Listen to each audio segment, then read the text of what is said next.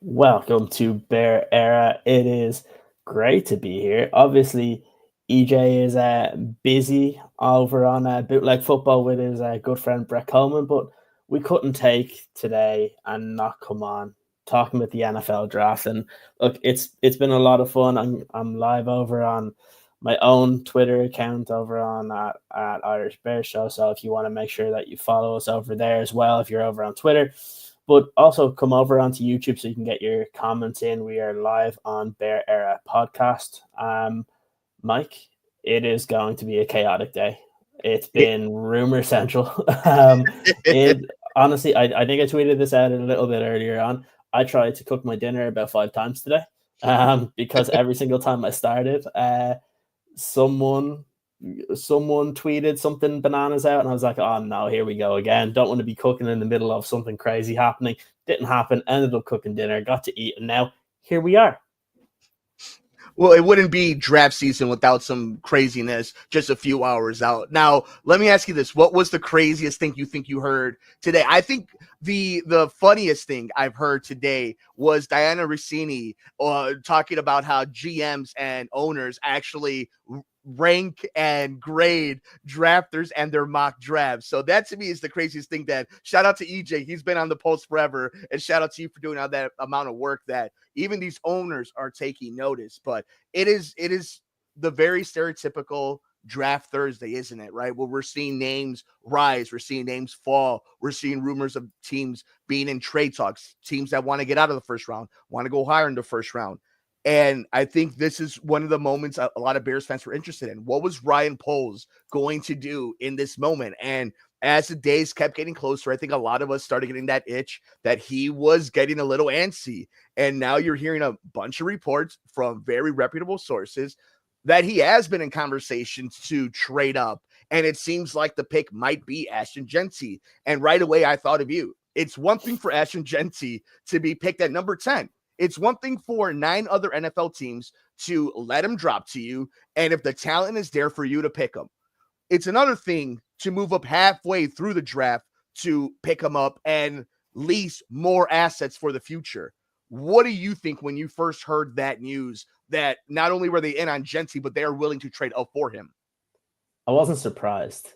And anybody that knows me, and I got a couple of people that messaged me both privately and sent me messages over on Twitter today, being like, "This is not like you. You don't usually advocate for getting a running back in the first round at all." But needless to say, actually saying that you would predict them to trade up. And the reason is very simple. And myself and EJ have said this over the last couple of weeks when we've done these live streams, and even the podcast with Matt Miller, we kind of mentioned it on that episode too. This draft is different in the first round. Like, there's not a lot of guys at the top of the draft that you feel really, really good about. Like, you're talking about a 10th overall pick, which in 9 of the 10 years, you're looking for a blue chip type player at that point, right? Like, you just have to think about it. Jalen Carter that year was picked, what, 9th or 10th overall, and he's doing what he's doing. There's other guys that have been fantastic players at that position, and you're usually looking at a player there that is going to be a bona fide cornerstone player for your team for 5 to 10 years. And that's what you're looking for when you're drafting high. The problem is this year, that's not the case. And listening to Ryan Poles, obviously prior to the draft, that press conference is the most useless press conference you can possibly have, right? But the one thing that he did say that I picked up on, and I don't know if he said it by accident, but when one of the reporters asked him about 10, and he said there's a lot of very good players there. That word that he used in terms of very good kind of stuck out to me, because that makes me think that's not like what you're looking for at number 10. You're not looking for a very good player. You're looking for a blue chip cornerstone style of prospect at that point. And it's very clear that there's not a lot of guys, and they probably don't believe that those type of players are going to fall to 10. Like, I've said it all along, the best case scenario for the Bears would be if they didn't have to move, and an Ashton Jeanty or a Tyler Warren or a Will Campbell or to a point, you can talk about maybe Membu, but really you're talking about 3 or 4 players at the top of the draft here that you feel really good about. And if you have to move up to go and get one of those guys, look, you're probably going to get more impact from a blue chip player in this draft where there's not a lot of them versus a player you may take at 41 or 72. Right? It's great to have those draft picks. I don't like giving away draft picks because it gives you more chance to build your roster. But at the end of the day, the Bears need players that are going to make key contributions moving forward. And that's where I'm at. I would be I'd be a little bit annoyed just based on in terms of if they did have to give up like 39, right? Because that's a tough one because it's a really valuable pick there. I would prefer if they had to give up one of the second rounders that maybe give up 41, and then at 39 maybe you can trade back a little bit because there's, again, whether you pick 39 or whether you pick 51, it's probably going to be the same level of prospect anyway. So there is a chance that if they do give up one of these second round picks that they can recoup that. In an ideal world, if they traded up, the pick that they would have to give up was 72. But if you're going up to the 5th overall pick, it's very unlikely that it's going to cost you just a third rounder. But look, we've heard it all today. There's more teams that want to trade back, that want to trade up. So maybe it is a buyer's market, and maybe that's why we're not hearing of much in terms of specifics, in terms of the Bears kind of going up. Are they talking to Jacksonville? Are they talking to the Las Vegas? Are they talking to New York? We're not hearing those specifics yet, and my guess is it's probably because they're going to wait first to see who are those first few prospects, but then they've probably called all those teams and are trying to gauge where do they think their prospect that they want in terms of Ashton Genty is likely to come off the board. Because if you think he's not going to come off the board till 8 or 9, well, you're not going to then trade up to 5. If you think the Las Vegas Raiders are going to take him at 6, well, then you'll trade up to 5. But if you don't think that the Raiders are going to pick him at 6, if you don't think that the Jacksonville Jaguars are going to take him at 5, you don't need to trade up that high. You could trade up to maybe 7 with the New York Jets and maybe only have to give up a third round pick rather than one of those seconds. And those are going to be the conversations that I would say are currently going on in the war room at Halas Hall to make sure that they don't outbid themselves. They don't go too high up if they don't need to.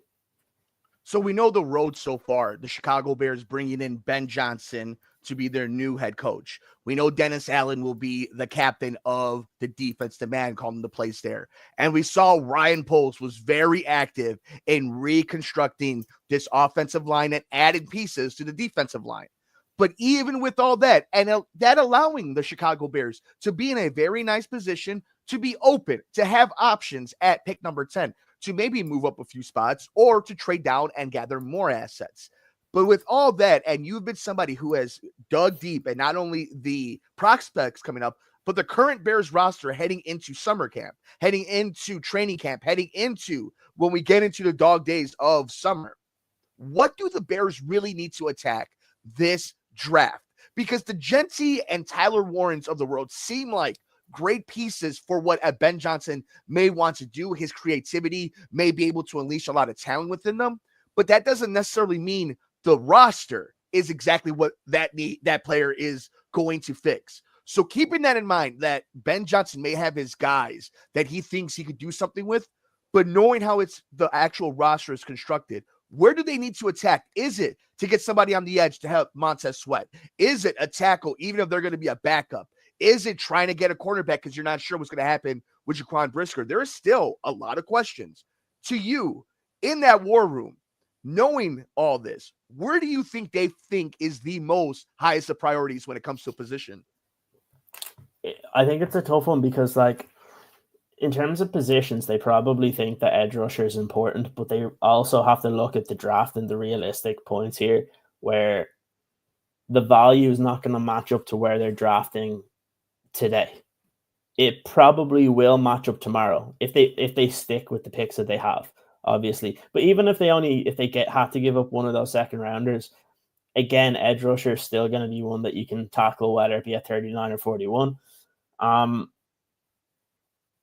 In terms of offense, yeah, they definitely do need an offensive tackle, whether it be a starter or whether it be someone that is going to probably start in training camp. But then look, Braxton Jones, he has kind of the nails in the wall already. So he's probably going to be your starter this year, regardless of who you draft. Like if you drafted Membu or you drafted Kelvin Banks at 10, they're probably still not going to be starting for you in their rookie season at the beginning of their rookie season because Braxton is probably going to get that opportunity, right? Just from being there. And look, he's not terrible, but the difference is I don't think a lot of Bears fans, I don't even think the Bears will want to pay him the level of money that he's going to want. So that's obviously going to be a need.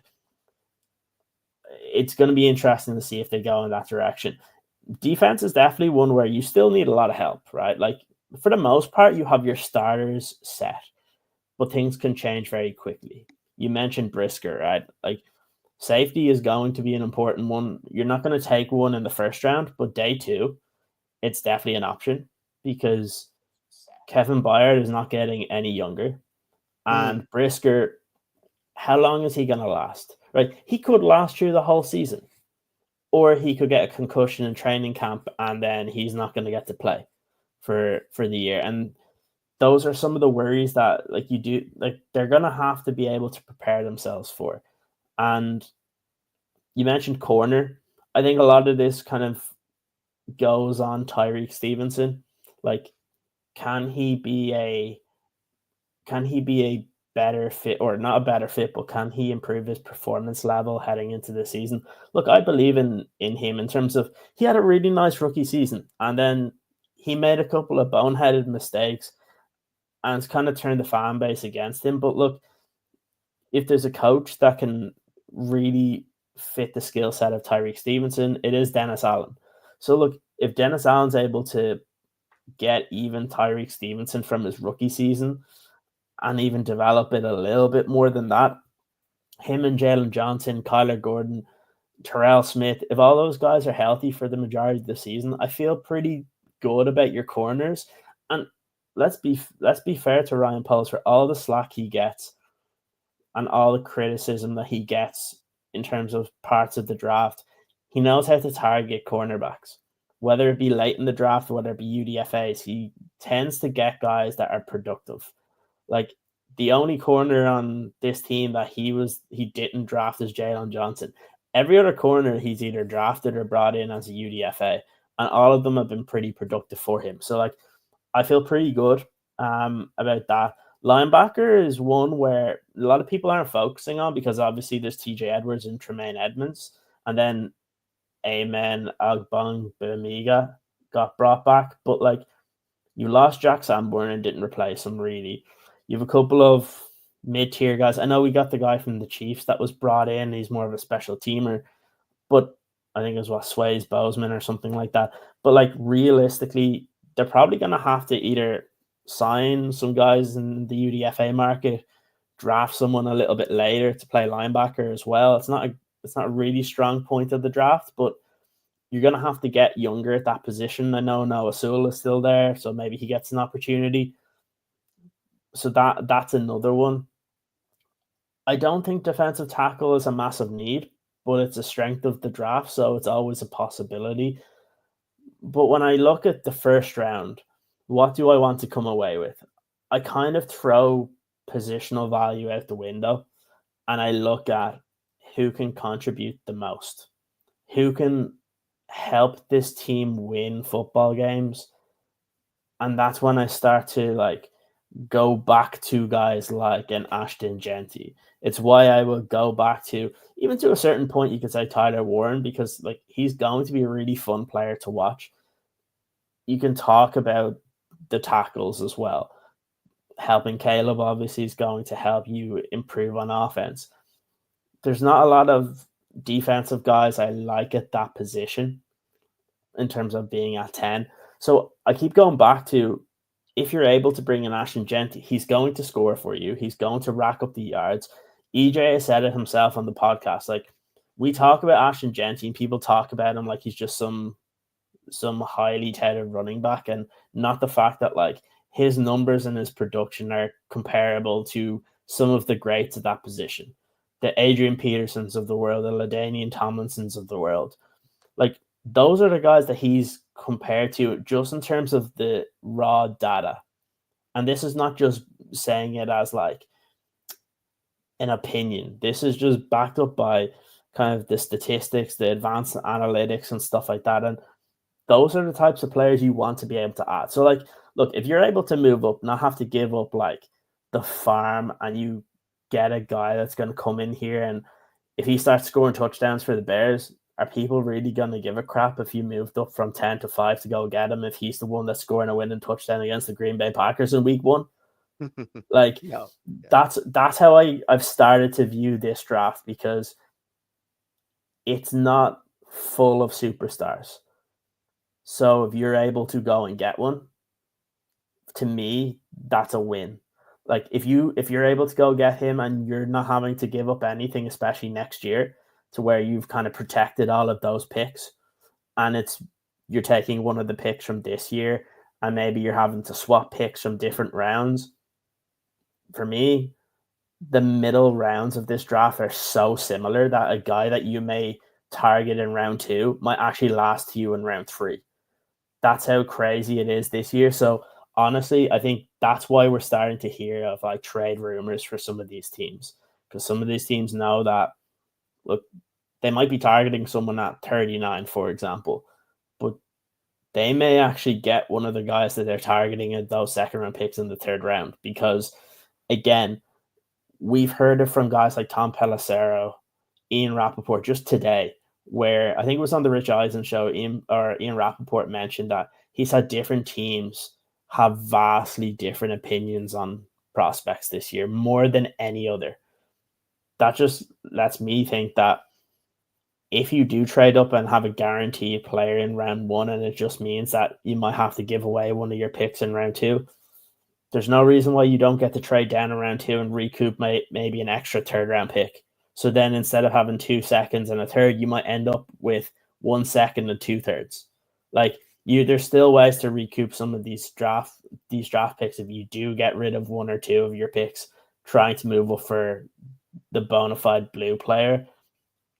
And that's where my mindset has been over the last 4 or 5 weeks, where I just want to come out of this draft where I can be like, okay, that guy's going to contribute for me. That guy's going to be a starter. That guy's going to help this team win right now, because that's what the Bears need. We don't have enough of those players, and it's all well and good having developmental prospects, but it's a risk. I would rather go for the guy that you feel confident will be able to be a top tier player for you moving forward. And I think you exactly just hit on the head, because the one thing I wanted to really drive home, and I wanted to talk to you about as we get ready for the official start of the NFL draft. And we know Cam Ward, the Titans, the Browns, a lot of teams are now getting ready to hopefully draft their next superstar and hopefully turn the fortunes of their franchise around. But I think for me, what I really want, and this is the only thing expectation wise, I don't expect the Bears to get a specific player.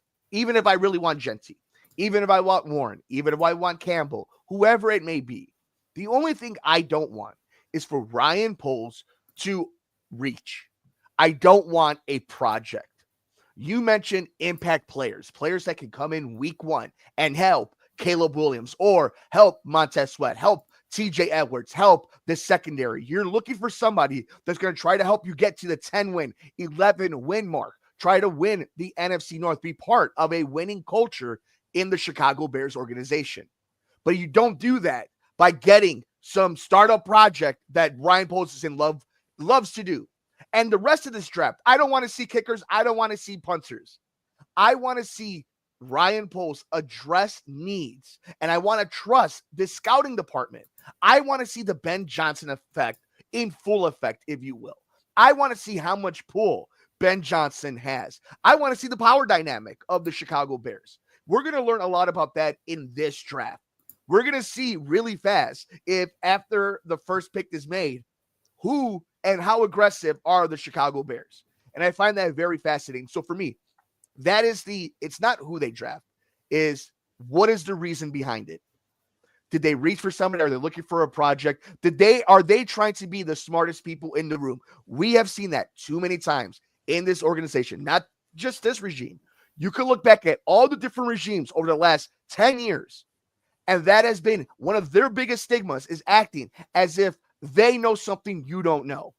And that has come back and bite them in the butt so many different times. So all I'm asking for Ryan Poles is to let the draft come to you and don't panic. Don't do anything dumb. Keep it simple.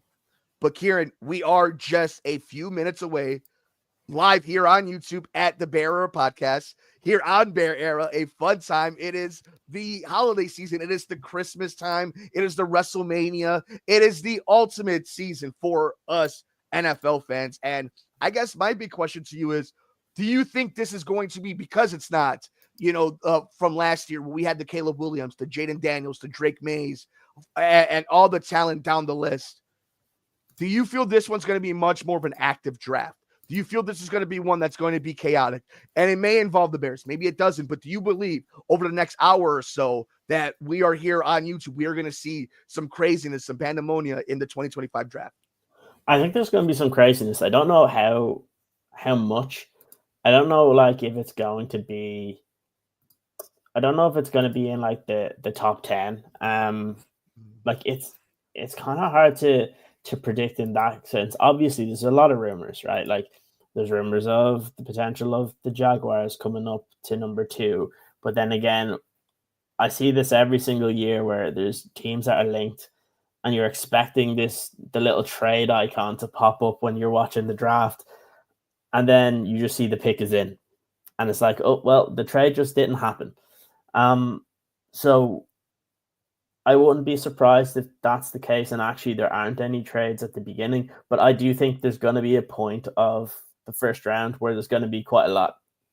Because nobody knows where the next quarterback's going to go after Cam Ward. Obviously, we all know Cam Ward's going to go number 1 to the Tennessee Titans. He basically said it on the red carpet, and which is different because even Caleb Williams knew that he was going to be a Bear last year, and he still didn't say that. But Cam Ward was happy enough to come out today and say that he was going to be picked number 1. So that's an interesting one. There's a lot of talk about the Giants trying to move back up into the first round to go get a quarterback. The Steelers have to go get one. There's rumors of the Houston Texans trying to, obviously they did a little small trade earlier on that got them a couple of later round picks, but they're one of the teams that a lot of people are saying are going to try and move up for a left tackle because, well, they were stupid enough to let Laramie Tunsil go. And I think probably after the first 12 picks, it's going to be so hard to predict. And I think that there is going to be some absolute wild scenes that are going to happen. And look, I'm here for it. I love it. It's what makes the draft interesting every single season, that you don't know what to expect. And suddenly you're expecting, for example, the Browns are going to take Travis Hunter, and then there's 2 minutes left on the clock and you see the trade icon happen. Unfortunately, in the past, it seems like the Bears were involved in those type of trades and it didn't work out for us. So, look, I think it's going to be a bit chaotic at some point today. I think tomorrow, at the very beginning of the second round, don't be afraid or don't be surprised to see the first 3, 4, 5 picks all be traded, because that happens quite often, and it's going to happen even more now because there's going to be those prospects that teams are going to be targeting based on the positional value or guys that they expected to be first round picks. So I do think there is going to be some craziness based on what the insiders are saying. They think it's going to be very, very active today. But again, until these trades actually get finalized, it's hard to know. It happens every year where there's a couple that you expect to happen and they just don't. So yeah, it's gonna be fun. It's definitely gonna be one of those that you're gonna want to stick around to listen to see what's going to be happening here, because again, it's going to be a lot of fun. The one thing I will say is those poor draft prospects having to hang out in Green Bay for a weekend. My God, they could have had. They're growing up watching the draft, being Radio City Music Hall. Then they get to see it in Chicago. They see it in Dallas. They see it in Kansas City, Las Vegas, and then they get to go to Green Bay.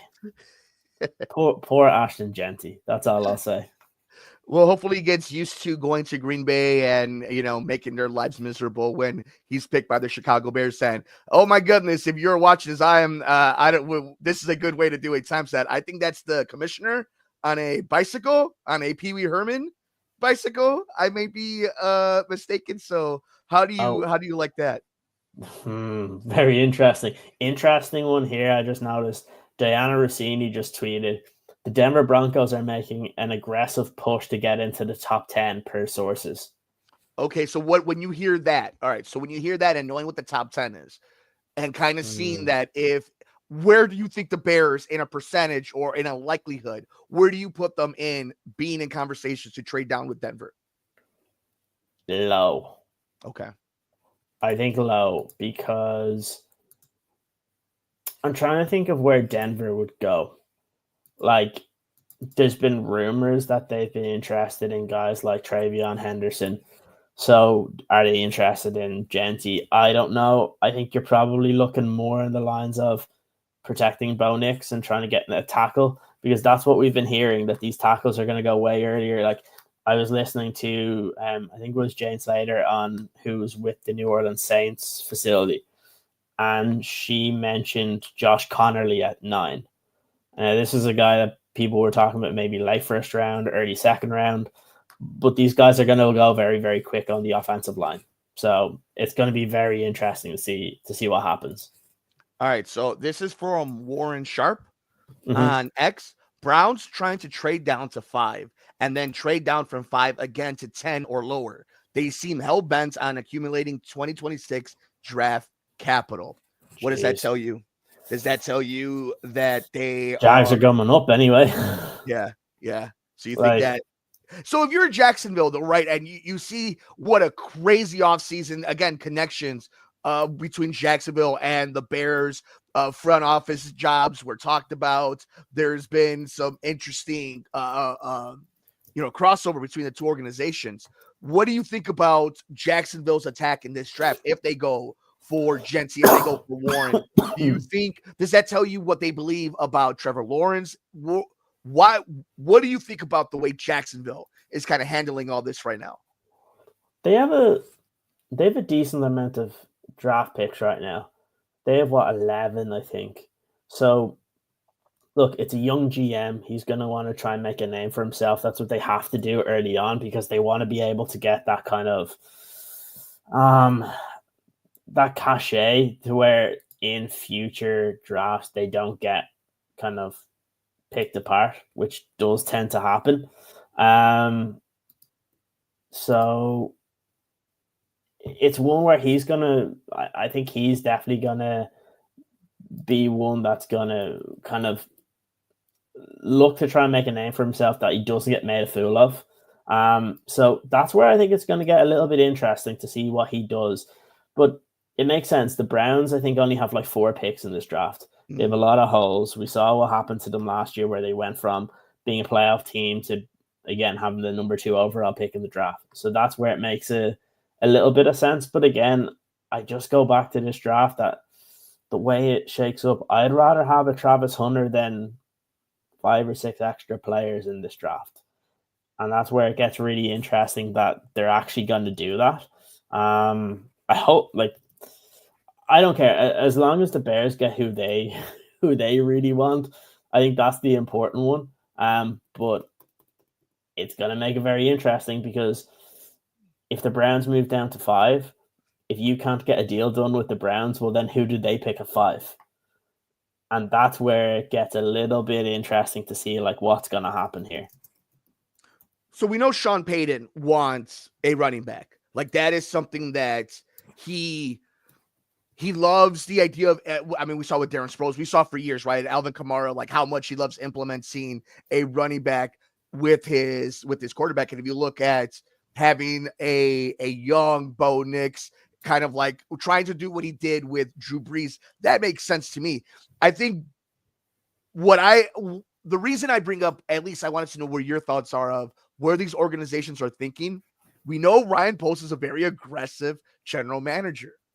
Mm-hmm. I wonder if any of these teams that are trying to trade up into the top 10 or trade down from the top 5, if he is one of the first quote unquote marks that they go for, that they see if they could get a deal done within, and how much of maturing Ryan Poles has done over the last few years, the soul searching he's had to do over the last few years, because there have been some major, as great as he's done with the secondary, and we have to, like you mentioned it, he's been great at forecasting, scouting, and picking secondary.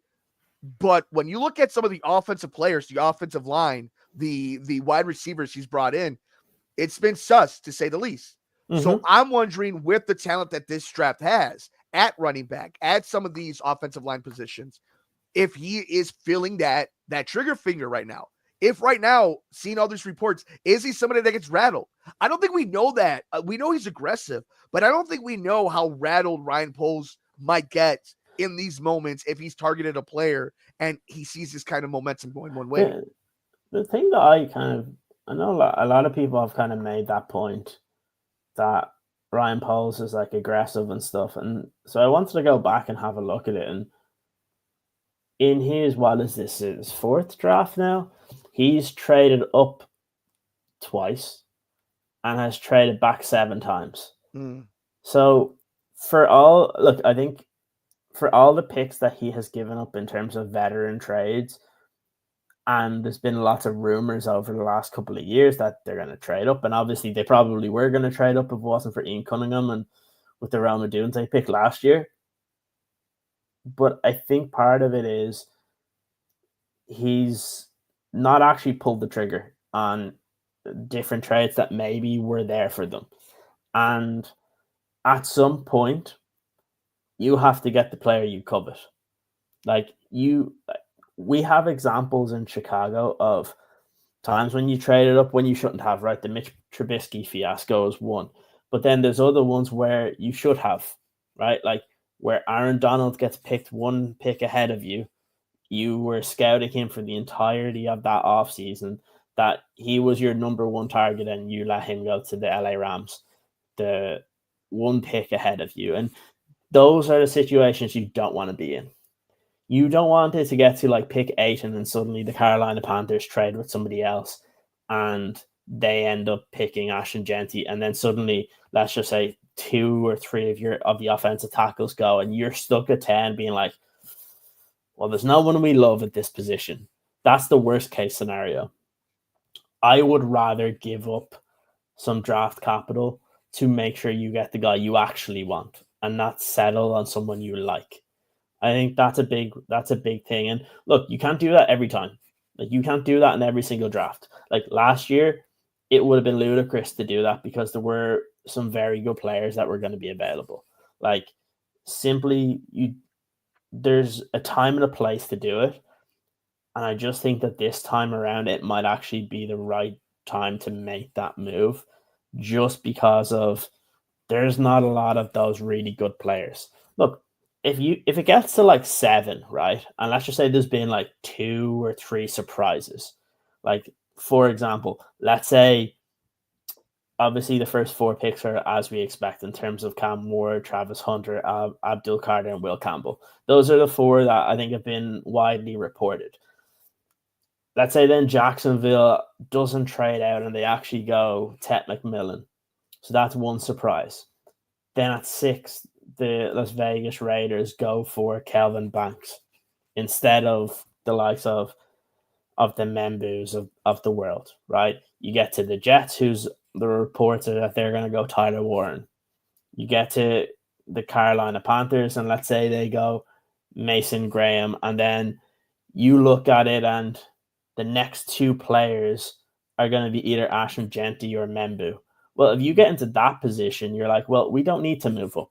Or let's say it is Mason Graham, it's Membu, and it's Ashton Genty, and you know this is where it's at pick 8, 9, and 10, and you know you can get one of those guys and you like all 3, well, then you don't need to move up because then you can be at a stage where you're like, we can get somebody else to play running back, or we can get somebody else to play offensive tackle, or we can get somebody else to play defensive tackle in the second round. We don't need to move up for one of those guys. The issues are where, let's just say the players that they like, and we'll just pick three, are Ashton Genty, Mason Graham, and Will Campbell, right? Like, let's say they are the only guys that they see as blue players. And then suddenly Will Campbell goes number 4. And then let's say someone trades up with the Jacksonville Jaguars and picks Mason Graham number 5. Well, then it's 6 and you have one player left within that blue area. That's when you move up, because I think that's when you want to be able to kind of make sure that you get one of those guys that you really, really want. But yeah, I think that's kind of where I'm at the moment. Like, at the end of the day, for me, I'm like, get good football players. Like, whether you draft them at whatever point, 3 or 4 days after the draft, nobody gives a crap about where these guys have been picked, and you just want to hear how are they performing in rookie minicamp. That's literally what ends up happening. So yeah, it's gonna be fun to see kind of what happens here. I know somehow Tennessee are still on the goddamn clock. Like, dude, everybody knows who you're picking. Just make the selection and let's be done with it. This is one of my main complaints about the first round of the NFL draft. There's no need that the clock needs to be as long as it is. Like, at this, it's one thing to give them make it 5 minutes. Like, exactly. Dude, you don't need 10 minutes for each pick. No, like, especially the first. What I don't understand, like, I know that they reduce the time just because of the amount of rounds, but honestly, you would think that, like, when it's further down the line, teams would actually need more time than what they would need for the first round, because, like, the first round, like, everybody knows the players. Are they about to announce it, or what's the story here? Yeah, so here we go. Here's the commissioner. Hold on. All right. Ian Rappaport just said the Browns and Jaguars have agreed to a blockbuster trade to give Jacksonville the number 2 overall pick, while Cleveland gets the number 5 and a massive haul to help now and in the future.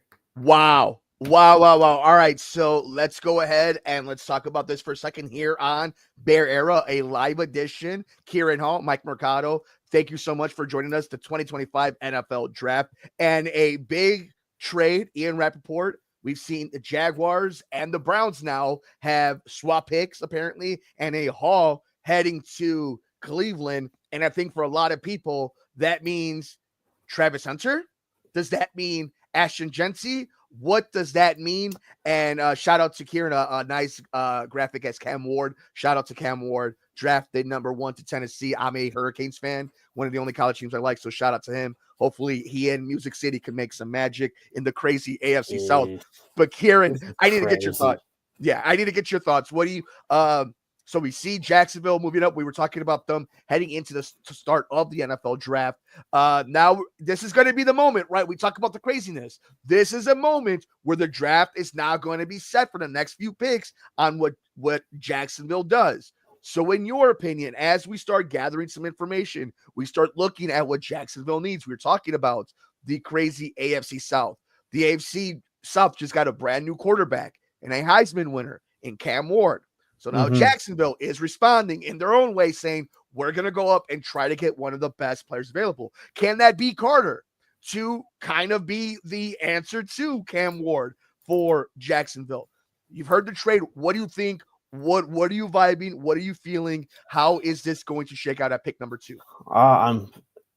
This is an issue. I think they have to be going up for Travis Hunter, because look, the question was, or the rumors were that they were interested in, like, Ted McMillan, right? So, like, an offensive playmaker. So that makes me think that they're going to go Travis Hunter here. I think it's a mistake for the Browns. It's going to be interesting. What's your kind of thoughts on this and actually moving those picks? Or I don't know, what did they give up here? I think Rappaport was just saying what it was. Let's see. So the only other on the clock busters involved in team's top 5 picks. We are looking right now. I'm looking through Adam Schefter's. All right, so the Browns are trading the number 2 overall pick, a 4th round pick, that's number 104, and a 6th round pick, number 200, to the Jaguars. The Jaguars are trading the number 5 overall pick, a 2nd round pick, number 36, a 4th round pick, number 126, and their 2026 first round pick to the Browns. That is a haul. So do they really trust in their new head coach that much? Do they trust that Trevor Lawrence is going to come back from injury? Do they trust that Travis Hunter is going to be that big of a difference maker? And Zach Pearson just tweeted out, watch out for the Bears at number 5 right now. So we'll definitely keep an eye on that. But this is kind of the worry, though, Ciaran. This is something that I legitimately hear from people on the radio here in Chicago. This is something that we see on the comment sections. We've seen on social media. You have to give up a lot to move up, even when it's not a draft that is a generational draft, as people say. While Carter, Hunter, and Ward may be legitimate franchise players, still to get in the top 5, it costs an arm and a leg. Are you worried now that you've seen what Jacksonville had to do? Will Ryan Poles have to give up to get to, let's say, pick number 5 and swap with Cleveland? The only thing is Cleveland's just got a haul, so I wonder if it might be a little bit easier because they've got all their picks already, right? So maybe you can they don't mind moving back a little bit more and you don't have to give up quite as much. So maybe it's it just depends on where will Cleveland go. Like maybe they will still go wide receiver. So then maybe it pushes Gentry down a little bit more. So it's going to be very, very interesting to see what happens here. Like it's a big amount to be able to, like you said, it's very similar to what the Bears had to give. We were only talking about the trade that Mitch Trubisky, what the Bears had to give up for that. Like that's wild. I think there's a lot of interesting players now that do become really targets for the Bears. Let's say Cleveland stays at number 5. Let's say the Bears don't trade. I think there's a chance, and I think Josiah Anderson might have brought it up. Mm-hmm. Mason Graham to the Browns playing with Myles Garrett. Now, I've wanted to ask you and EJ this. I've heard from one side of the fence how much people love Mason Graham. I've heard from another side the big anti-Mason Graham, contingency. My question to you is that a better – the Bears, playing for the Bears is one thing. Playing next to a generational Hall of Famer, Myles Garrett, impacting what he might do, how does that change the way you scout a Graham on maybe where he's playing? Or is he somebody that you would just stay away from, you want no part of right now? No, I like him, right? Like it's going to be about the fit. I just don't think – and I think EJ was kind of saying a similar thing, right? Like it's more of how much people are saying that he is great. Like he's a good player. He's not a world beater that everybody seems to think he is. Like I listen to Chicago sports radio as well, and I see people saying, "Oh, Mason Graham has to be the pick." Like I don't see that. I've been getting calls, like Ciaran, I've been getting calls for weeks on the radio show about Mason Graham, and obviously there's the connection with Michigan. So there's that biasness of the Big Ten. There's a lot of Michigan connection here in Chicago. So there's part of that too. But I guess if the Bears were rumored to be trading up and they wanted a difference maker on the line, why not go all in on Carter then? Why not? If you're going to go all in on Gentry and you're going to trade up to go get him, why not go trade up for what you think is the most explosive defensive player in the draft? Yeah, like it just depends on where these guys view Carter versus Hunter, right? Like Carter's a really interesting. What makes it so interesting is it's at 3, right? Like you have a team in the Giants that they've only paid Brian Burns. They've drafted Kayvon Thibodeau. Do they go for that third guy, or like they should be open to trade as well? Like that's what makes this crazy. And now look what the Jags have done. It's really surprising. It's one of those that's just like insane. And yeah, it was announced that the Jacksonville Jaguars have traded up to pick number 2 to select two-way star Travis Hunter. Wild. And it's a great pick, right? In the sense of you're getting a I love it. explosive two-way player. I love it. I think it's a great pick. What do you think, though? Okay, so we have a second to catch our breaths. It was a big trade. Things are simmering right now. We got our eyes on social media to see if anything comes up, and we'll keep you guys all plugged into that. But where do you think Travis Hunter? Because this is a business, a business aspect of the Travis Hunter thing is everybody's playing for their second contract. Obviously, you have your rookie deal. He's a second overall pick. He's a star. He's going to get great sponsorship. But still, you make your real NFL money on that second and third contract. Mm-hmm. Do you think he's going to play more on the defensive or offensive side? Because we know there's a huge difference between being a great cornerback and getting paid like a great wide receiver. Knowing what you know now, because I think about the Justin Jeffersons of the world, right? But then I think about the Kyle Gordons, people who have gotten paid recently, who got in big time money. I'd rather my son, my nephew, my own kid be a wide receiver in the NFL and get paid a whole lot of money. So hell yes. Yeah, so I mean, if you were consulting and giving advice to Travis Hunter, I think a lot of us we say whatever is going to be the healthiest for you to have the longest career. But if you're trying to get the bang for your buck, he's going to have to, I think, focus more on the offensive side, especially going to Jacksonville, where they're going to need a weapon like that alongside Travis Etienne, Tanks Bisbee, and obviously Brian Thomas Jr., one of the best wide receivers, a rookie from last year's draft, which was, we were talking about generational. Adding that talent, being the number 2 receiver, I don't know if I even waste my time with him at cornerback. Play offense, don't play defense. Like, at the end of the day, you mentioned it, you get paid more for being the offensive player, but also you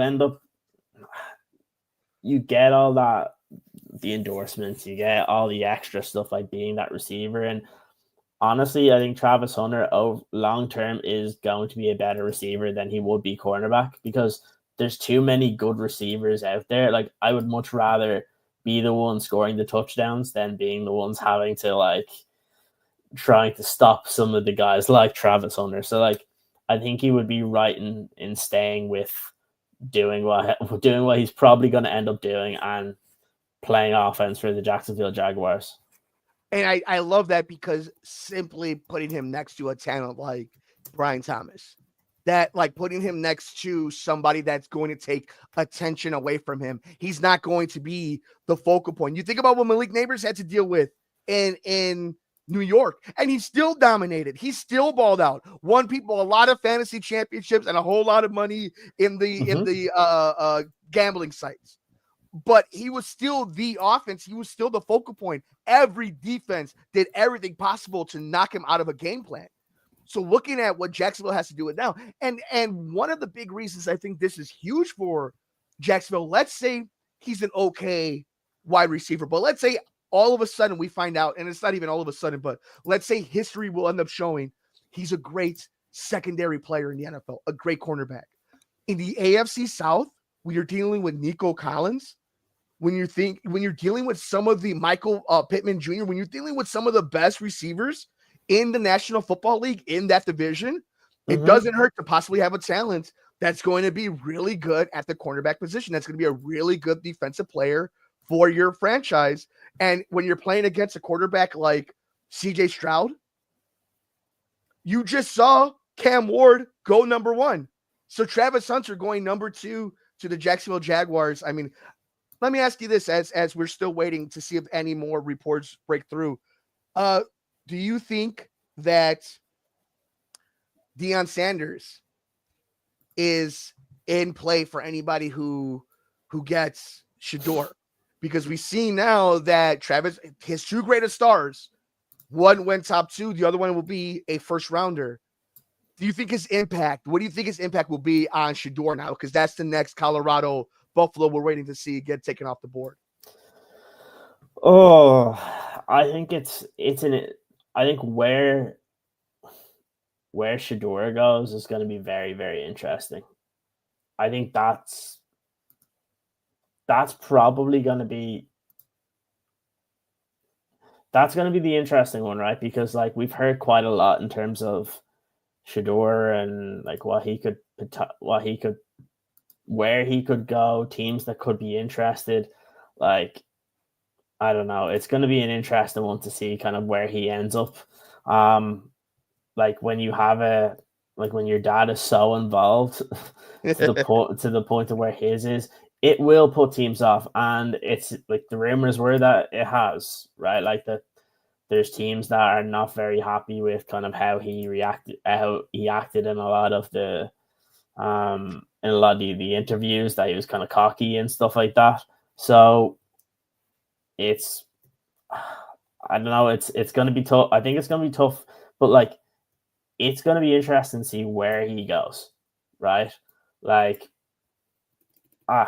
it's this draft is crazy.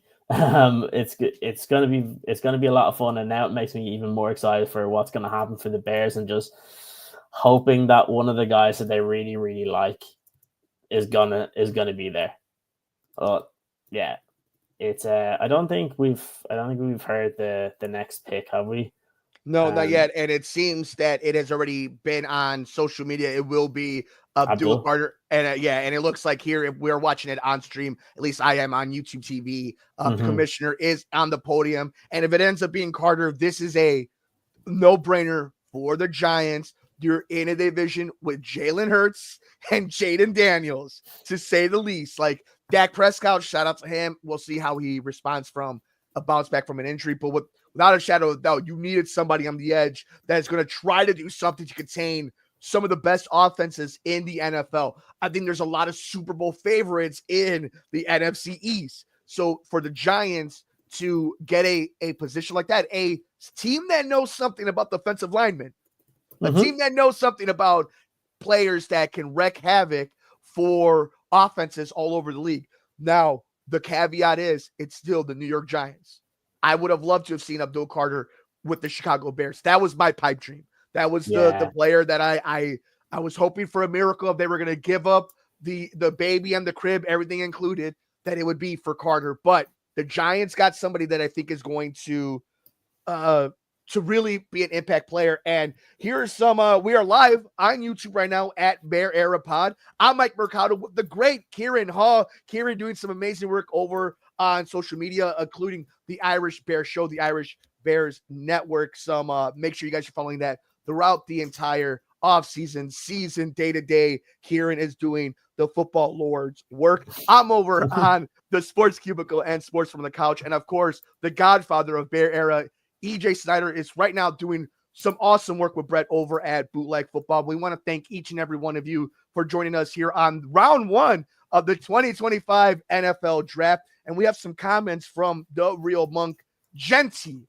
So I think Monk wants to go with Ashton Genty. I think a lot of Bears fans want to go with Genty. This is from Austin. Austin, a friend of mine in the radio media business. Check out heartlandsignal.com. Shador would have been an option if Cleveland kept the pick. Now I'm not so sure. I'm going to assume he's second round. That's fascinating. He is a Cleveland fan and somebody who is connected when it comes to what the rumors and talk is for the Browns. But Shador, I think, is going to end up, and I'm sorry to say this, Austin, I think Shador does end up in the AFC North. It just won't be for Cleveland. I think he ends up with Mike Tomlin and the Pittsburgh Steelers. It's interesting though, because all the rumors today were that like they really liked Jalen Milroe, and I was like, what is going on there? Like, there's no way really that he could go at 21. I don't think so anyway, but that would be interesting as hell if Shador goes behind Milroe.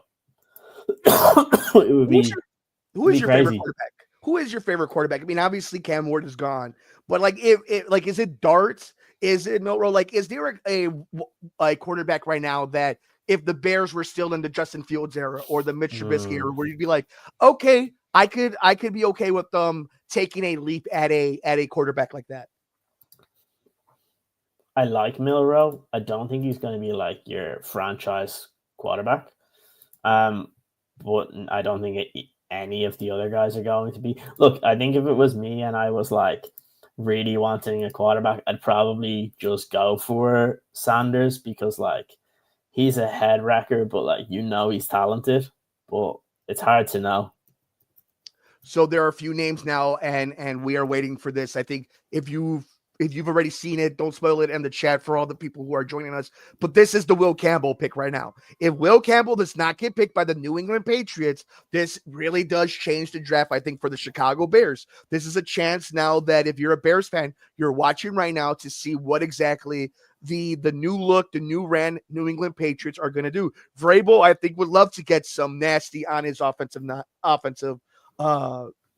line. I think they're looking to help Drake May. I think this is a team that really wants to be a run-heavy team that can beat you down the field if you let them kind of beat you up as the game continues, especially in an AFC East that has the MVP, a Super Bowl favorite, a mastodon, a behemoth that is Josh Allen just by himself. So I can see New England trying to be a dirty, grindy team, and I think Will Campbell kind of fits that. Yeah, it was the one that, like, realistically was kind of he was been slated to be that pick for I think for about a week now is when it started to come out.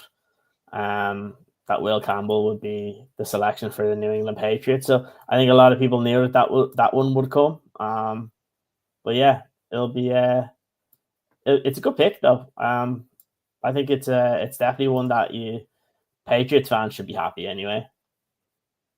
So I think, so it looks like, as I'm looking through social media, it looks like it will end up being Will Campbell will be the fourth overall pick for the New England Patriots. Makes all the sense in the world for them to upgrade the left tackle position. We know Will Campbell said he was going to play left tackle.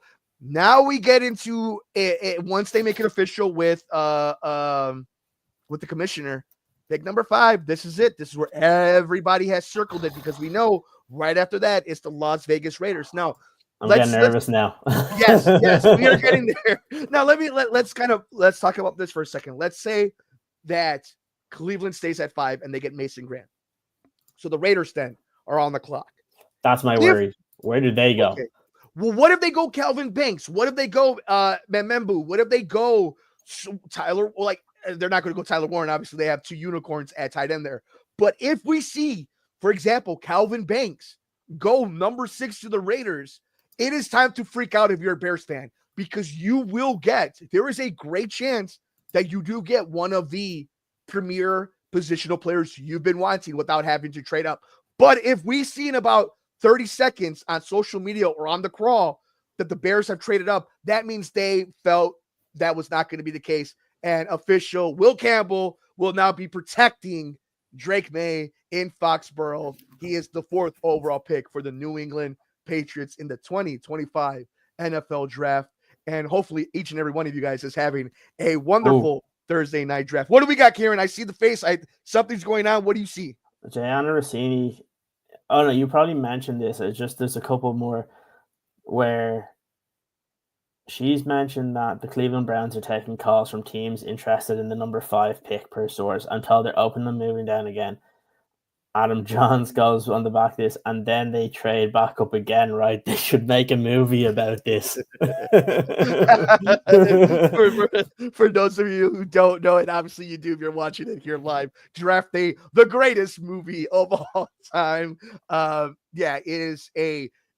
Cleveland is doing something. I think, and here's the thing, Cleveland almost has to because of what happened with Deshaun Watson.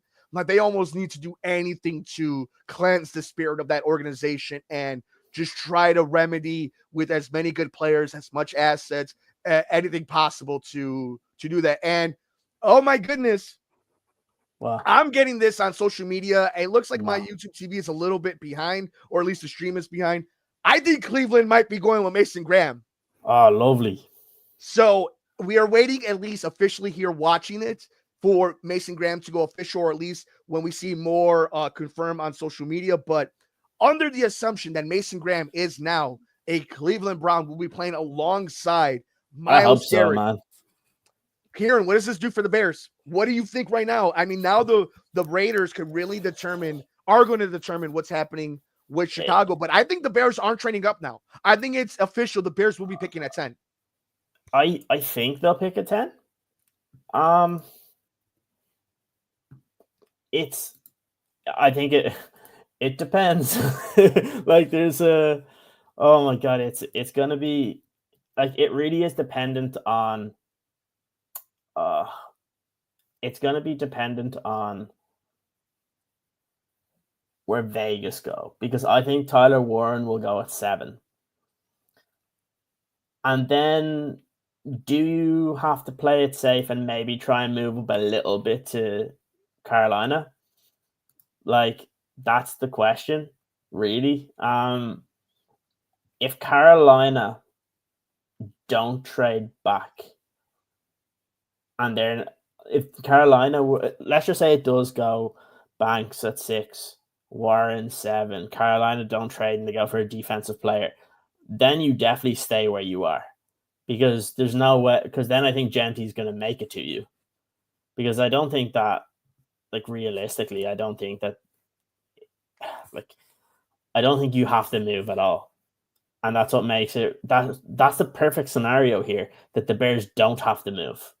That's what you want. You don't want them to have to move. You don't want them to have to force one of these picks, right? Like, or to have to move up and try and give away. Like, if you're able to get Genty, who they clearly want, at 10, and then you keep all of your draft capital, that's an amazing start to the draft class for the Bears. And I think that's what they should want. They should want to happen. That's what I'm hoping for now, but we'll see. I'm still not convinced that another team doesn't try and move up. So we'll see. Hopefully it all works out, because if it does, it's a really good situation for the Bears in round 1. Yeah, I'm fascinated right now to see what these 2 next pick are, because if you look at the Raiders and you look at the Jets, the Raiders obviously with Pete Carroll, not the greatest of history with running backs. And it's not just the Super Bowl, but we do know that he is old school. So maybe comparative to a lot of these new coaches, he really would integrate the running game, and bringing that to Vegas with Geno Smith, giving him an out, a security blanket with Bowers and Genty, may be huge. But maybe you want to protect the guy you just gave a bunch of money to, a 2-year deal to. So do they want to go with an offensive lineman? I'm asking the same question about the Jets. While Tyler Warren is a great prospect on offense as a tight end, Aaron Glenn is coming in to the Jets. Again, I'm thinking maybe more conservative. What are you going to do when you just bring in a brand new quarterback that needs as much help in not getting his brains crushed every time he gets a sack in Justin Fields? Like, there is something to the strategy beyond talent-wise. Like, I'm also looking at the personnel who's running these organizations and not giving them the benefit of doubt. I don't trust that the Jets are going to make the right decision. I don't trust that the Jets are going to sit there and not overthink it. For all we know, the owner, he's going to have his sons make the pick again. Mm-hmm. And like, that's kind of where I'm at right now, where, again, it could go any which way, and Genty can be going right to, as you see, Mason Graham is now heading out of Michigan and going to Cleveland to play next to Myles Garrett. But I am fascinated to see what these 2 next picks are, because there is so much that New England, that Vegas and New York have to work on. Like, I don't think it's guaranteed that I shouldn't say I don't think it's guaranteed. I just don't trust that either organization is going to do the smart thing, because many other organizations ever earned the benefit of the doubt to say, yes, they're going to do this. And that's where I'm at right now. If you're a Bears fan, if you're looking to be optimistic, Vegas and New York have a lot of work to do, just like the Bears. But there's as much more in dire need, and I don't know if either one can afford the luxury of some of these players. The other thing I would say is that we've heard it all day today and all week, that the offensive linemen are going to go higher than people expect. Now, we haven't seen any go. We've only seen Will Campbell go, sorry. When's the next one? Will it be Vegas? And then if that happens, does a team get worried that the offensive tackles are going to go crazy. So, yeah, gonna be very, very interesting. I'm a little bit worried about what Vegas could potentially do. Um, so they're on the clock. I wonder how long it'll take for them to go here. I really hope, like, mate, like, do you like if the Bears really, really like Genty and they're worried that Vegas might take him? Do you try and talk to them and be like, look, we'll throw in like, I don't know, we give you a third, you give us a fourth, and we take that selection. I don't know. I think look, the best case scenario is that it stays the way it is. So if Genty isn't going to, if Genty isn't the pick at pick 6, oh no, he is the pick at pick 6. There it is. So there we go. Yeah. So Genty was headed to Vegas, and I think it was a pipe dream for a lot of Bears fans. Like we knew this was kind of the sentiment was he was a dream prospect at number 10. If he fell to you, he would have been a luxury. But the chaos agent that is Pete Carroll wants that type of explosive player, and I think it's a security blanket for Geno. I think having a title like Bowers and then having somebody that you could just think and dump to is huge. So not surprised, disappointed, but now it becomes a Tyler Warren show, right? The Jets are on the clock. We'll see. There's a lot of offensive tackles, a lot of offensive line talent still left. So you have Banks and Membu, and I guess that's the question, right? Is it going to be one of those two guys? Yeah. And Carolina and the Saints are still really interesting because I don't think Carolina is going to factor in too much on what the Bears are going to do unless it's a trade. And I don't think Carolina wants to make any more trade with the Bears. Yeah.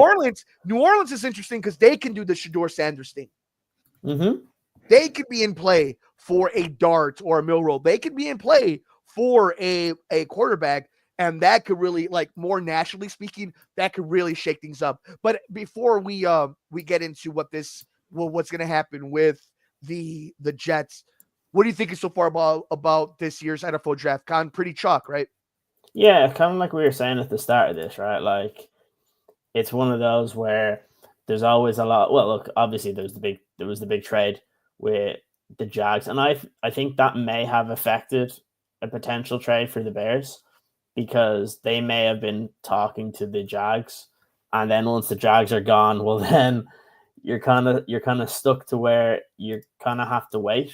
But yeah, it's like you said, it's pretty chalky overall, the prospects that we expected right now. And honestly, I'm like in between. Like, do you go for a Tyler Warren, or do you actually just go offensive line and then see how you go at that point? See where the next ones go. Like, if the Jets could very much go Tyler Warren, and then you're looking at, you have an opportunity to get an offensive lineman, because the next two guys are probably Membu and Banks. And I don't think that the Panthers will go offensive line. So you have an opportunity to add one of these guys, which could be good. What if Carolina decides to trade out, though? Because I think Carolina was very much in play for some of these players out there. It's including Genty. Like, I think they were hoping Genty would get to at least number 8 so they can really try to fleece somebody. But I think Carolina's in play to really cause chaos when it comes to trading down and trying to do what Cleveland did and gather a bunch of late 2025s and early 2026s. So I wouldn't be surprised if we still see Carolina, maybe not trade with the Bears, but Carolina be in there and try to get something done. I will say maybe the best case scenario right now for the Bears is that there's not a trade ahead of them, so then maybe they trade down. Interesting. How far down do you want to see, or would you be okay with it? So it's more just value where that. Honestly, like, unless they really like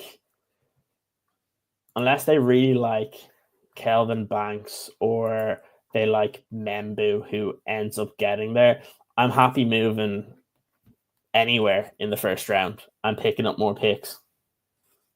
And I think for this Bears team, if you're looking for where you're at right now when it comes to roster construction, right, is you have a lot of talent in positional players. You've spent a lot of money on the defense, and you're still under the grace of a rookie quarterback contract. So I think the most important thing to do, and you've been hitting this nail on the head, not just in this live stream, but for months, is just get talent. So if pick number 10 comes and the two offensive linemen are gone, Warren is gone, Genty is gone, and somebody wants to go up to number 10 for, a wide receiver, take my pick. Take it. Like, take it. Yeah, like here. Like, if somebody's willing to give you a sweetheart deal, you have to take it at that point. Now, if at number 10, there is still, let's just say, Banks and Warren, you have to stay and just pick one of them and just live with your decision. Yeah, because like at number 10, go for it. If there's a surprise here within the next few picks of one of those guys fall, you just pick the best player that's available. Like, I'm trying to think of, is there anybody else that's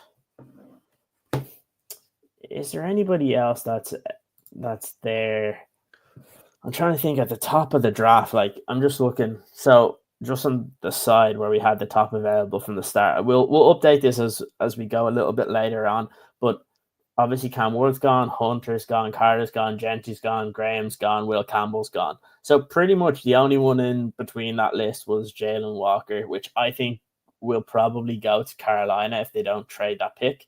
So then you're looking at Membu, Warren, and Kelvin Banks. Like, what about Mikael Williams, though? What about if you trade down, maybe? So that's a scenario where if you go down a few picks, if you go down, let's say the Steelers come up. Okay. If you go down to 21, you're probably getting the Steelers second round pick. You're probably getting their second round next year. You're probably getting like a fourth round pick as well. I would even go further. I would even go with the Texans because they're desperate. And I would take as many draft picks from them as possible. And, wait, I think I've seen what you're saying. It looks like Armand Membu is going to the Jets. It looks like Membu is going to the Jets. This is something I have mentioned to EJ and I mentioned to you. I think the Jets were very much in a weird spot, and I do not trust that organization. And I do believe a defensive-minded head coach. It's a good pick when you think about who they brought in, at quarterback, and on top of what they like to do. They have a two-headed running back monster. Like, this is a team that has a great wide receiver in Garrett Wilson. Like, they have pieces. So if you can protect your quarterback, and who knows if they're done, like, there's still some talent that they could try to trade up to. But I think for Bears fans, this was the dream right here. It's a good one. I think the key is who the Bears covet. I think that they want Tyler Warren based on like all the talk, the fact that they wanted to bring him in for a visit. It's interesting that he didn't take it though, because he probably thought he was going to the Jets, and now he's not going to the Jets. So it's interesting. But I think overall for Jets, good pick, and it gets very interesting because what happens if Banks goes within these next two picks? Then you're really forcing an offensive lineman if you're going at that point. Because do you want to take the fourth offensive lineman? No. I wouldn't be the biggest fan of it, but especially you're probably looking at Connerly at that point, and for me, that might be a little bit too early for him. But gonna be interesting. So this is where I'm at least now, and this is all fluid, right? Like we're doing this pick by pick on how we're feeling and where we think they're gonna go. I think it comes down to if you have available Banks or Warren, the decision's been made for you. Who do you have higher on your board? If it's not one of those two players, trade down if possible. But if that's not the case, and neither one of those two guys is available, then you're stuck. Yeah, you're stuck. This goes to our worst case scenario we just had in our last live show with EJ. So yeah. I mean, at that point, they'll go and get the best edge rusher or linebacker. Get somebody. It may not be sexy, but get somebody that you can do. It's all you can do. You're right. That's all you can do. Like, realistically, Like, I don't know. Like, at this point, like, the good thing is, look, Genty was a guy that I really wanted because of the talent. But really, at this point, like, it's kind of like similar prospects for a lot of these guys. So I like if I'm talking about pure who's higher on my board, Tyler Warren's higher on my board. The question is, do they view Banks? Because like we've been hearing all the Banks talk for the last week now that teams had him high. Clearly not like what people were saying, where they were like saying, "Oh, some teams have him higher than whatever," because it's gone. As we mentioned, it's gone chalk so far. The players we expected to go are gone. So it's going to be interesting. I have a hot take, or at least a wild guess. I think the Bears are going to trade back into the first round. I think they're going to trade back into the first round. Yeah. I think even though they have a high second round pick, I think they're in love with, I think they want a running back. I think they want. If Hampton falls that far, I definitely think that's possible. I know for watching this back, I know I forgot to do number 6, but here's number 7. Armand Membu. I forgot to put Genty because we don't want to talk about him right now. We don't talk about that anymore. We don't talk about that anymore. But yeah, I think based on everything that was happening as well, you have to remember all the insiders did their latest mock drafts recently in the last 2 days, and I think the majority of them had Tyler Warren to the Bears. So, going to be interesting to see what happens. And I've wanted to talk about this for a second too, the Tyler Warren thing. And again, we're getting ahead of ourselves, but if we're just kind of reading how the draft is going, there's a real good chance that it that way. I actually really like Cole Kmet. I think Cole Kmet is a really nice professional tight end in the National Football League. I think he's an awesome weapon for Caleb Williams, and I do believe that Ben Johnson could get the best out of Cole Kmet. But he isn't a quote-unquote explosive tight end. I'm not expecting Tyler Warren to be Trey McBride, Brock Bowers, George Kittle. I'm expecting him to be somebody that has soft hands, that can break a defense up the middle, that can break tackles, that can be a red zone threat, that can be somebody that isn't a statue the minute he gets the ball in his hand. That's what I'm expecting from a Tyler Warren. So this is nothing against Cole Kmet. This is adding weapons for Caleb Williams and to allow Ben Johnson and his scheme to be even more creative with more possible options. Now, does that mean this is going to hit? Does that mean that you're going to keep Cole Kmet? We have seen Ben Johnson offense double up on positions all the time, whether it's TJ Hawkinson to Sam Laporta. We have seen that Ben Johnson has no problem having one player for X amount of time and being like, no, I like this guy. And we've seen him be able to adapt and adjust and make his offense very focused on the hot hand or the best matchup.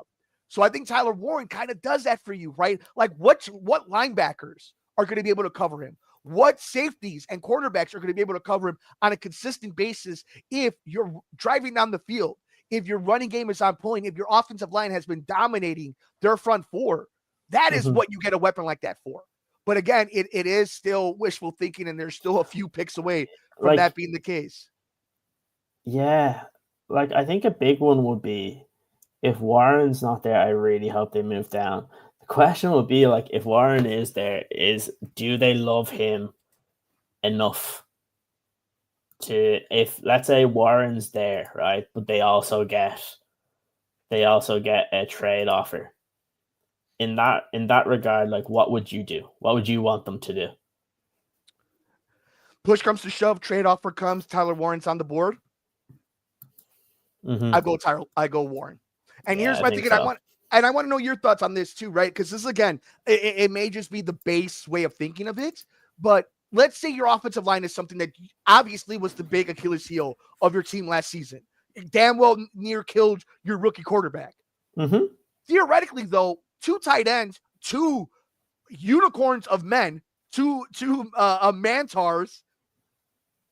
Doesn't that help your offensive line with certain schemes, certain pulls, certain blocks, certain schemes? Like, isn't that within itself, with a creative mind, having a big body tight end like Cole Kmet and then adding in Tyler Warren, doesn't that kind of make its own surplus, kind of make its own substitute, if you will, for drafting an offensive lineman in the first round? I mean, is that a naive way of thinking of it, or is that a legit argument I could make to say, yeah, tight end isn't an offensive tackle, offensive guard, but it is somebody that's going to help the offensive line. Oh, Going to be a wow. security blanket. Oh, what do you got? Panthers are taking Tet McMillan. Get out of here. So is that the first? I guess the second wide receiver, the first only wide receiver taken.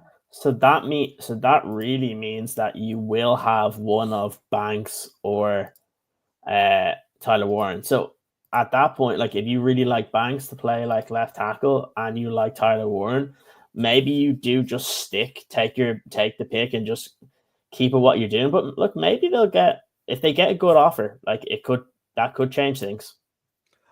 I think the Saints are probably going to go Kelvin Banks here. I think unless they want to go with the defensive lineman. Do they go quarterback? So we were talking about Shedeur Sanders, right? Like, this has been something that we know that Derek Carr is hurt. He's not going to probably play next season. It's the NFC South. Anything can happen any given season. Let me ask you this: if you were a Saints fan and you're sitting here and, like, chances are you're not beating Tampa Bay next season, right? Like, chances are you're not winning that division. But there's a lot of young quarterbacks in the NFC South.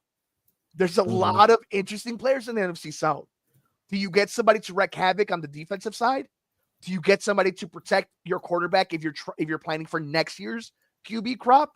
If you were a Saints fan, what would you want? What would I want? It's tough because, like, it's not like you're getting the top the top offensive tackle. Like, you're getting offensive tackle number 4, right? So, like, that's where my question is, like, do you, like, try and build just help whoever is going to be playing quarterback for you and actually draft Tyler Warren? Like, that's another option. So I don't know, if I was the Saints, like, you have to look at some time. You need to get into you need to start winning. You need to figure out something here. There's not many defensive players that are going to be worth it at this point. So you're either picking for the best available player or you're picking for a position. And I don't know what way they're going to go. I think for me, I always see it as you're picking in the top 10, you pick the best player, because your goal is to not always pick in the top 10. So, going to be interesting to see what they end up doing. But yeah, a surprise to a point with Tet McMillan, but, like, the talk was that there was teams that were interested in him in the top 10. So it's just, I don't think the Panthers were the team that people expected. I mean, it's a weapon for Bryce Young, though. I mean, I guess that's kind of the way you have to look at it, is you're trying to, and it's the Caleb Williams effect. You have a rookie contract right now, and you're trying to get him any weapon you can, any type of help that you can.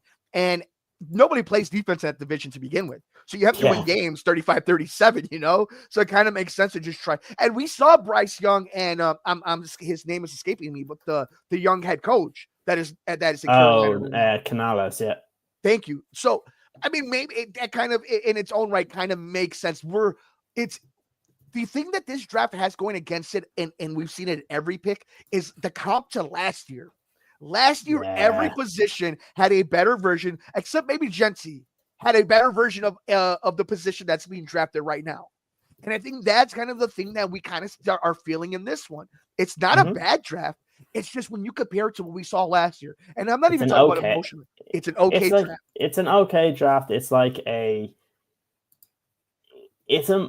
going to be a deeper draft than last year, but it's just that high-end talent isn't there.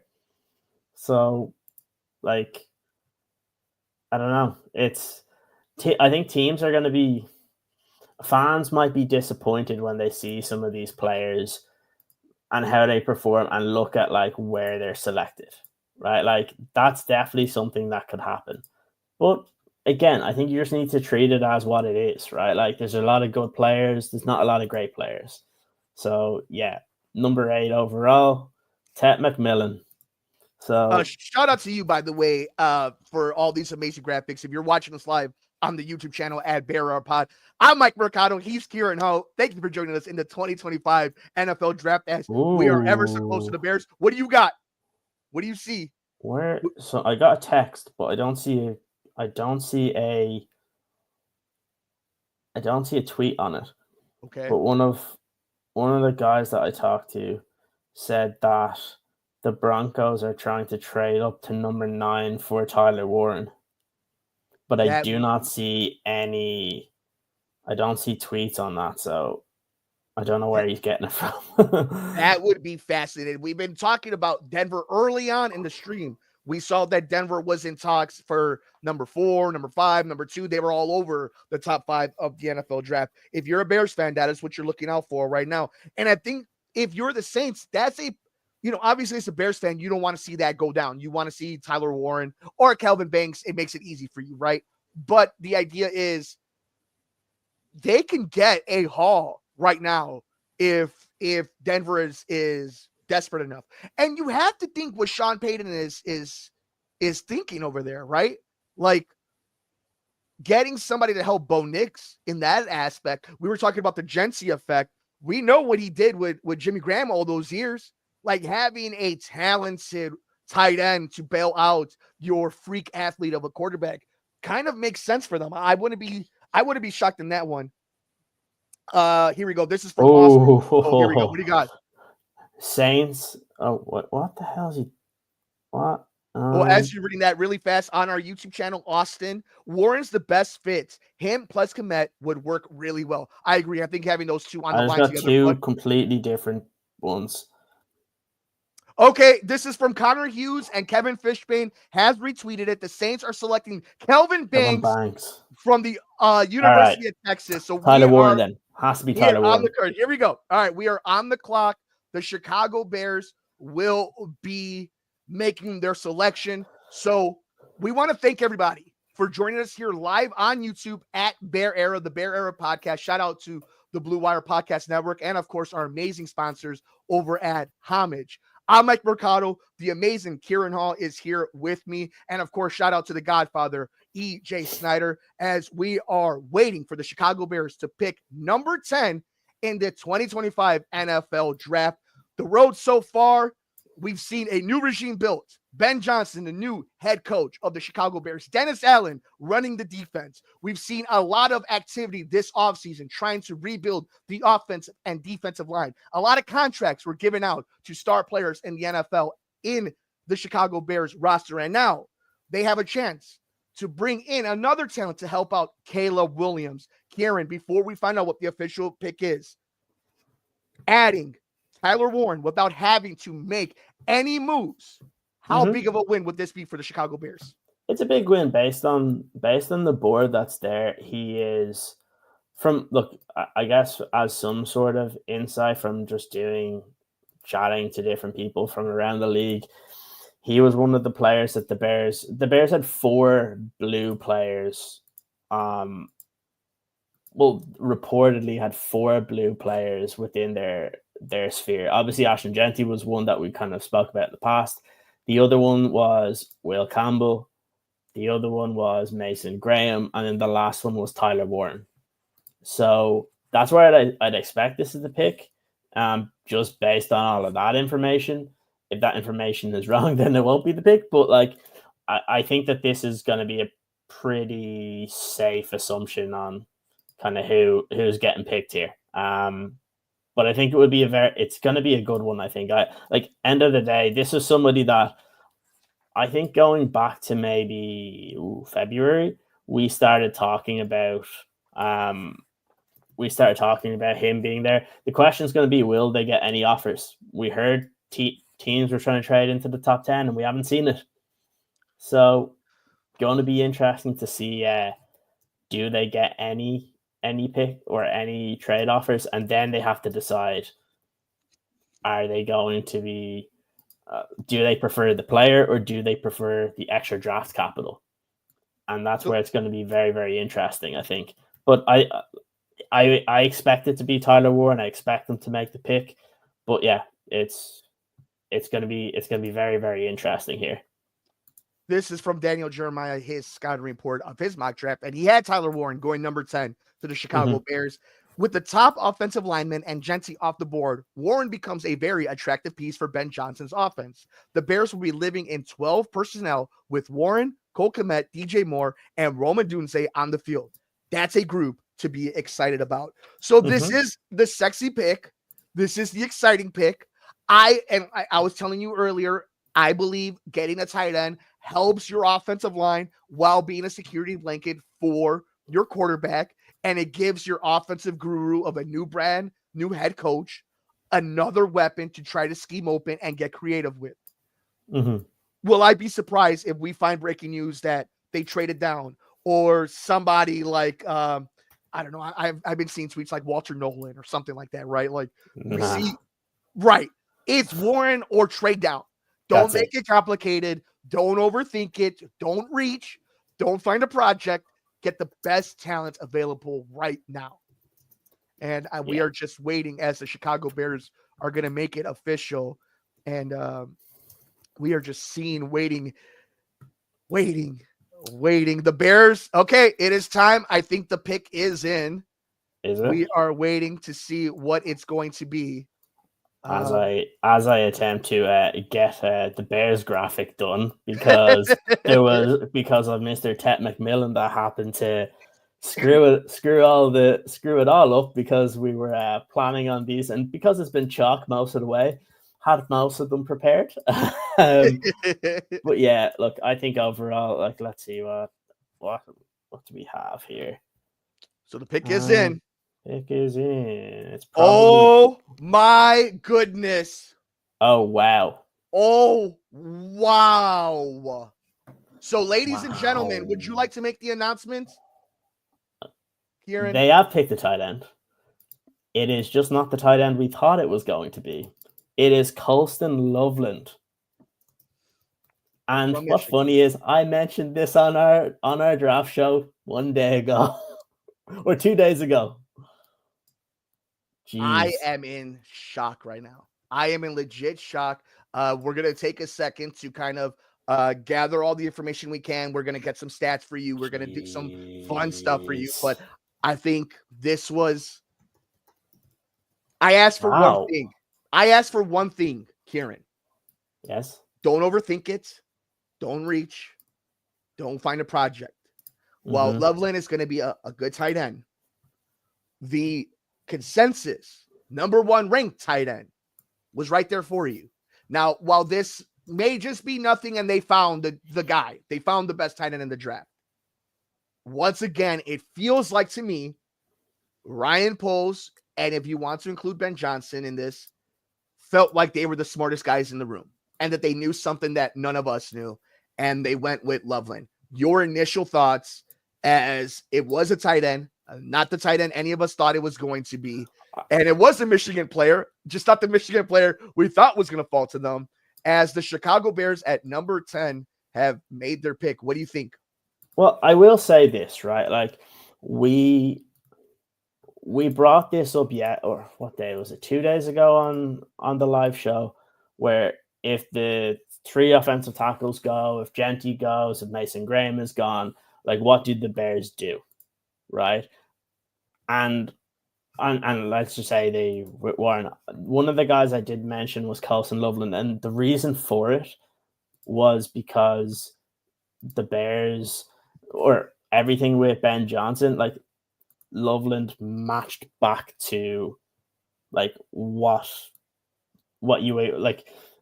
they had in Sam Laporta, right, over in Detroit. So that's where it makes sense. Where it's just a surprise is that it's not been the guy that people have been talking about. It's not been the guy that, in all like the mock drafts, which, look, they don't matter, but it just seems like the consensus guy, and it'll be interesting to see where Tyler Warren goes. Like, how quickly does he go off the board? If he goes off really quickly, well, then maybe are people thinking that, ooh, is there a little bit of a mistake here?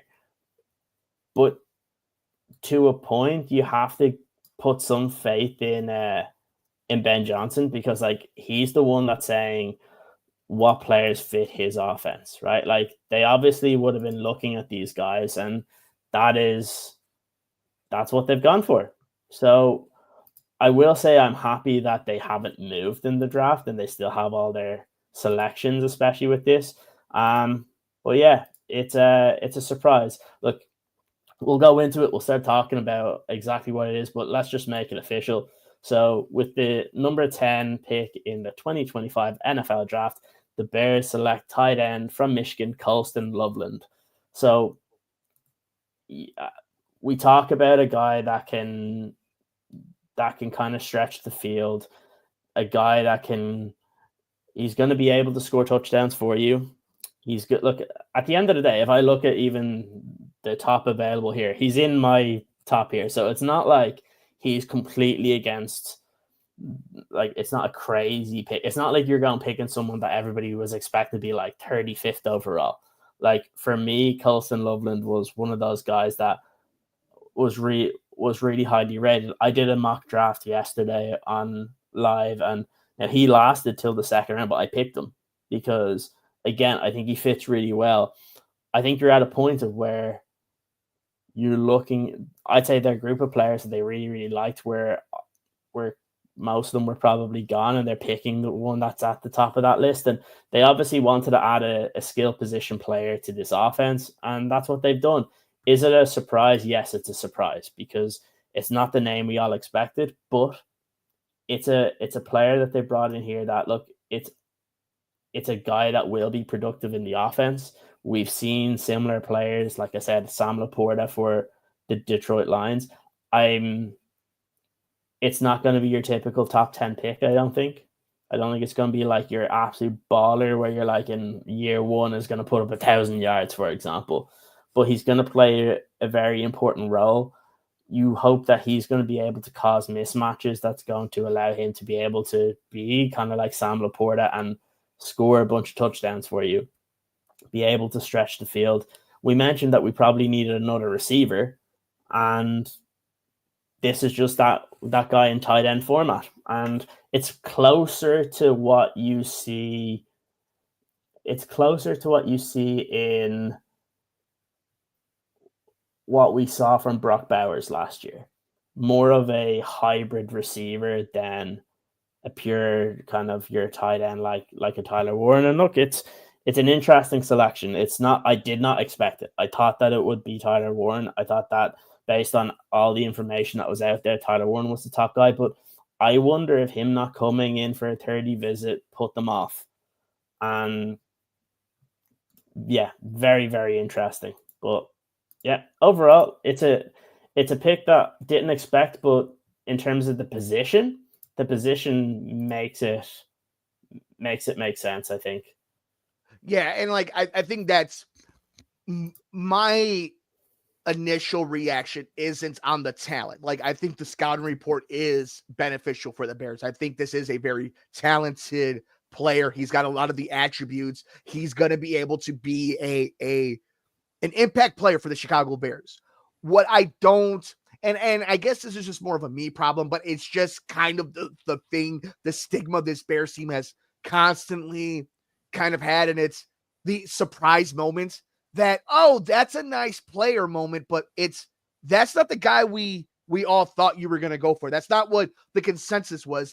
That's not what we all believe you probably should have went. Can this work out?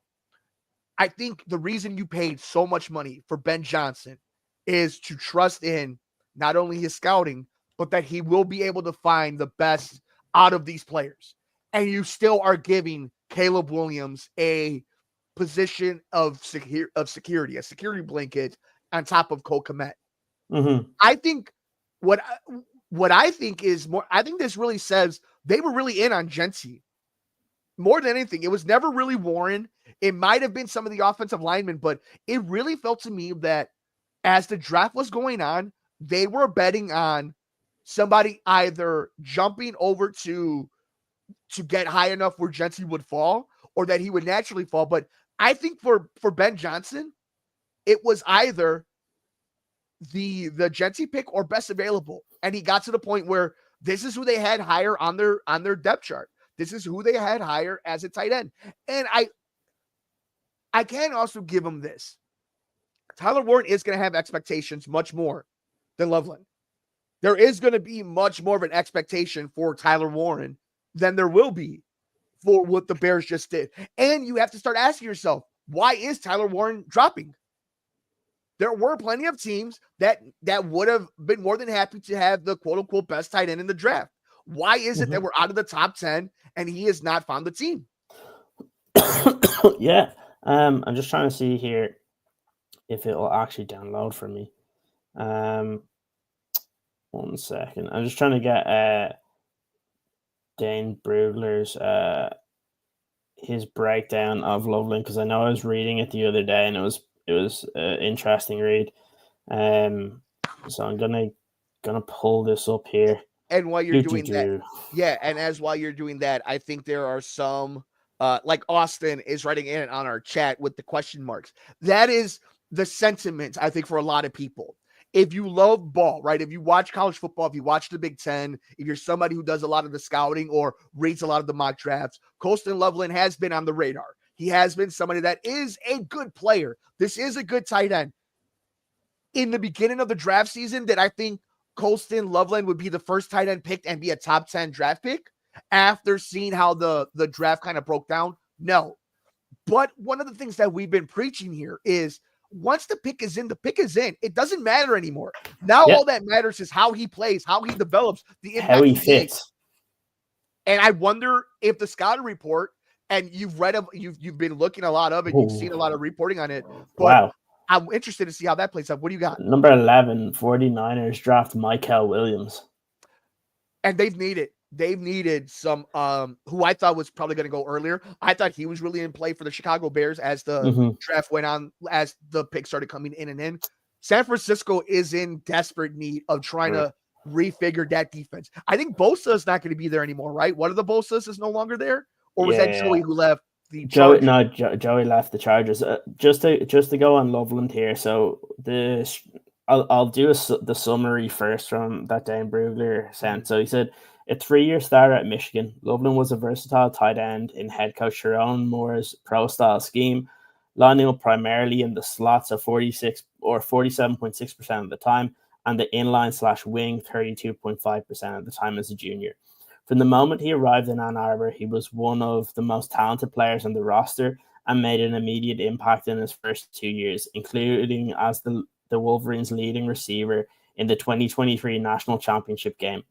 His final season was marred by injury and below average quarterback play, but he still led the team in receiving in 9 of the 10 games he played and set Michigan records for the tight end position. With his speed and ball skills, Loveland can line up anywhere on the field and win as a quarterback-friendly, multi-level receiving threat. He isn't a liability as a one-pop get-in-the-way blocker, but will struggle to sustain or control NFL edge defenders. Overall, Loveland doesn't have the skill set for full-time inline responsibilities, as EJ has been saying. But his dynamic movements, natural hands, and football awareness should make him one of the primary targets in an NFL offense. His tools and upside are reminiscent of Zach Ertz.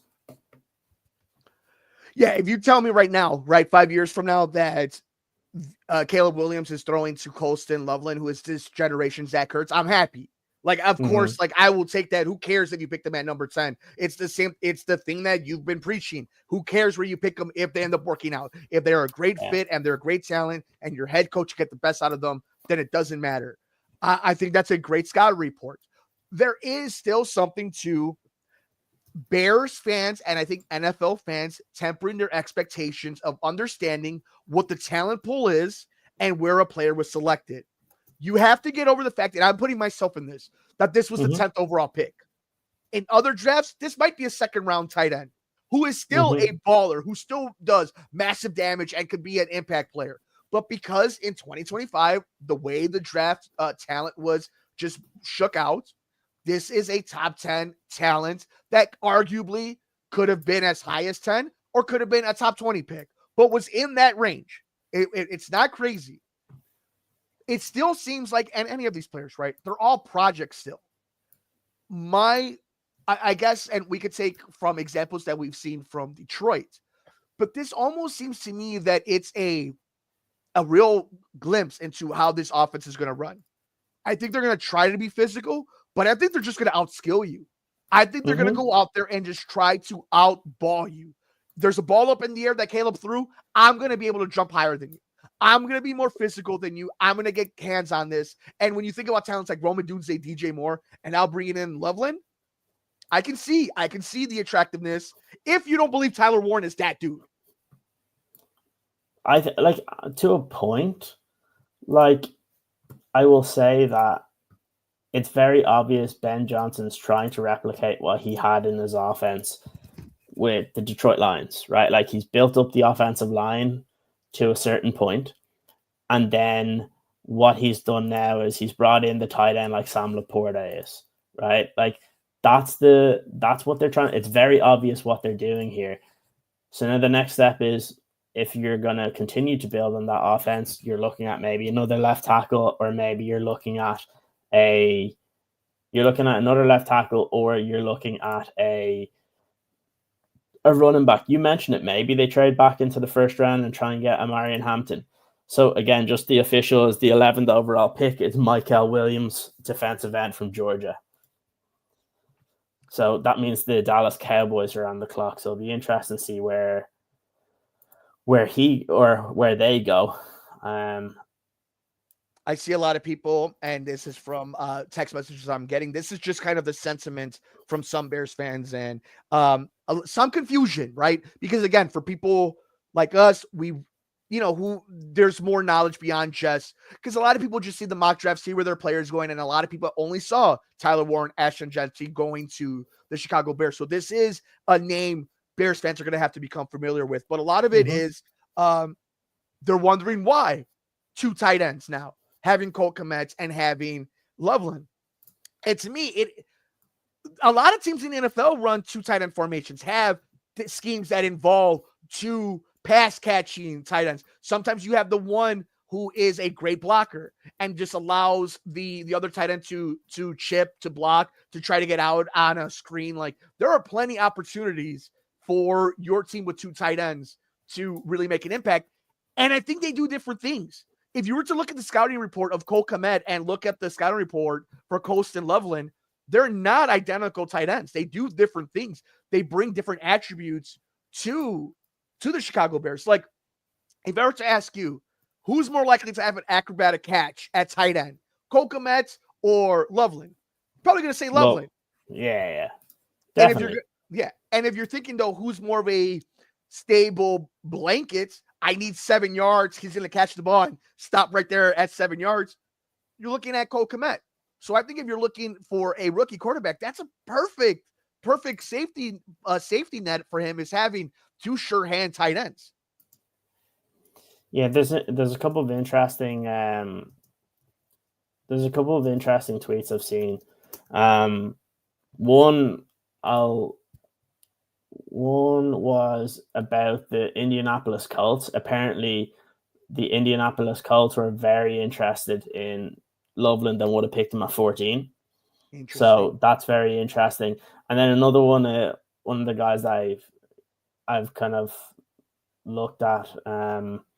So Andrew Danahy, who I think is he with the Bears blog? I can't remember which one. But he goes, I came onto Loveland very late. He reminds me of Travis Kelce. His flexibility is impressive. He is 6'5", but can get low for passes. Catch radius is incredible.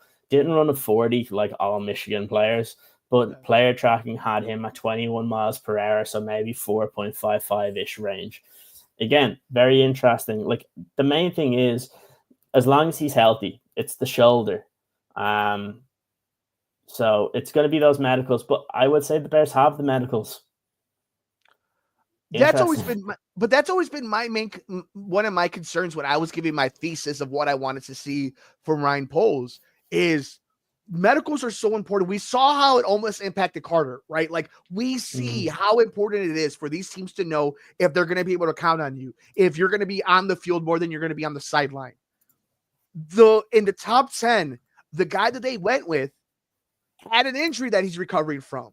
And Mhm. and I don't want to say it's just something that I've seen a lot of from Ryan Poles, and I saw a lot from Ryan Pace, is assuming that a player's going to bounce back from injury and be the same caliber of talent that they've always been. This is a young stud, right? So he's going to recover fast. There's a great players are always injured in the NFL. All these dudes coming in and have some form of injury. But it's interesting to me that they've got a guy who's freshly hurt, not somebody coming off of. It's not like the year they won the national championship, right? Like if that year comes out and he had the game that he had, and he's from the high of Michigan winning and being their leading receiver, okay, you can see that. I think it's just such it's just such a thing I would like to hear be a fly in the wall to hear how they handle medicals, what they deem to be serious injuries, what they deem to be acceptable for them to be able to be patient and take their time. A shoulder injury for a tight end is not a good injury to have. Not when you're doing so much No. blocking, not when you're chipping, not when you're having so much contact with defensive linemen and linebackers. Like that is a red flag. The one thing that I want to hear about a little bit later when when the interviews um when the interviews happen is, did they bring him in? Did they work him out? Was he because he wasn't one that was reported to be brought in? I'd like to know if that was the case. Again, just a reminder, Tyler Booker has gone to the Dallas Cowboys. I know Zach Martin retired, so that one makes a little bit of sense. But again, very, very high for Tyler Booker. But still, again, this just goes to show at this point, you're going to see guys that teams just want them to fit the system. And that's what we're seeing right now. There's like Michael Williams going to the San Francisco 49ers. You then see Tyler Booker going to the Dallas Cowboys, right? Like you're going to see guys that very similarly to some of these guys that people are expecting to go late in the first round or early in the second round, and they're going to get picked earlier. If I were, what I'm hoping for actually is that some of the players that maybe the Bears might covet could potentially fall to the end of round one, and maybe they do trade up. You have 2 second round picks. It might not even cost like a major trade up, really. So we'll see. It might just be like a pick swap in the second round that could do it. So that could be an interesting one to see what ends up happening. But I think this makes this draft very, very interesting because there's still a lot of good players out there. Like we're on what now, pick 13, and we haven't seen someone we were talking about in terms of Tyler Warren going like 7 is still out there. So like why? Like that is always going to be the question. Like why is he still there? It's gonna be a question in his NFL films, whether he's good or bad, right? Like when we look back in history and we're watching NFL Network, we're on YouTube, and they're talking about the 2025 draft. It's him and Shedeur Sanders are the 2 big names that were at one point top teners. People were projecting multiple teams to be in on, and not either one of them has been picked yet.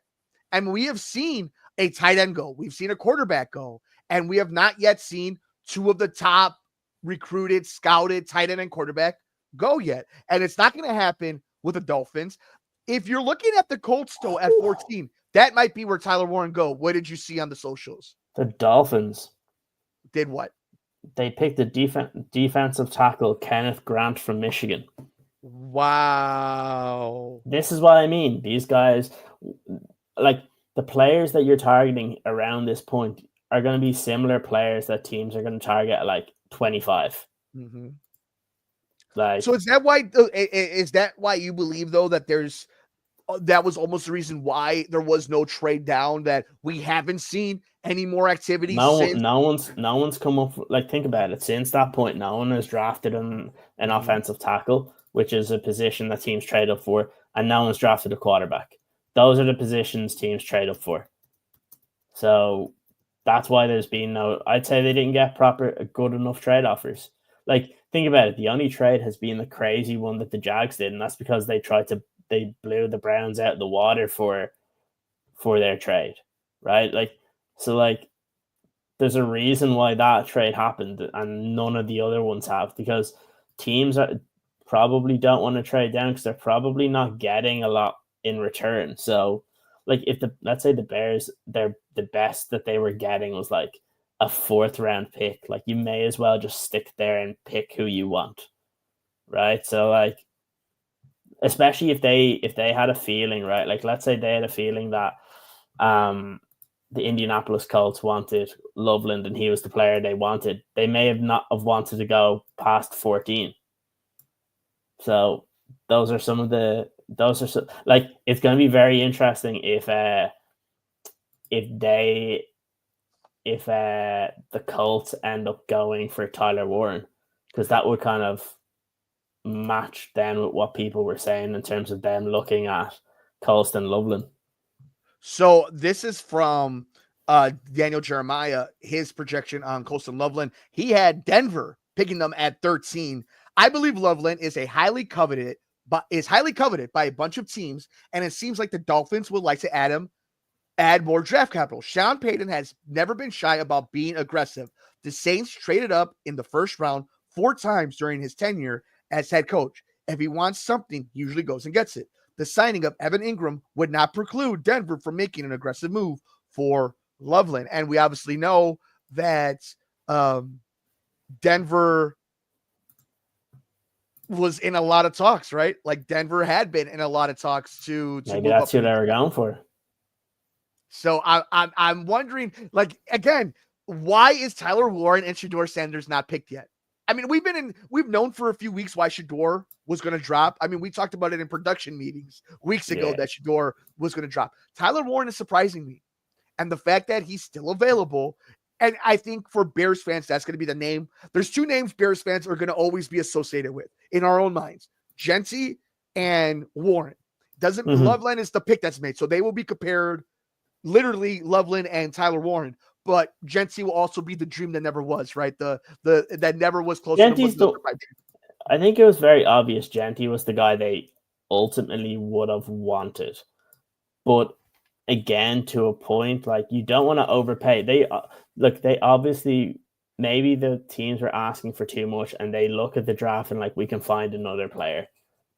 Maybe he's not going to be the exact same quality as Genty, but, like, just as good, right? Like, or to a point can have a similar, like, impact, right? Like, there's going to be a lot of guys, like, let's say what if no other running backs are taken in round 1? Well, then you start round 2 and you could easily get the pick of the rest of them. Or maybe, like we said, maybe you do trade up and maybe you do go get a Marion Hampton if you want to get him as well. So it's going to be very, very interesting. So obviously the last one there that we had was the Cowboys. So we'll throw up the official one for the Miami Dolphins. So at 13, they selected Kenneth Grant from Michigan. Again, this was someone that EJ mentioned as someone that he preferred over Mason Graham. So interesting to see what they do there. That they've done that. So we're at the Indianapolis Colts right now. So I have some tweets if you want to kind of go through this for a second. Zach Pearson and Patrick Finley both tweeted out this. This is Zach Pearson exactly.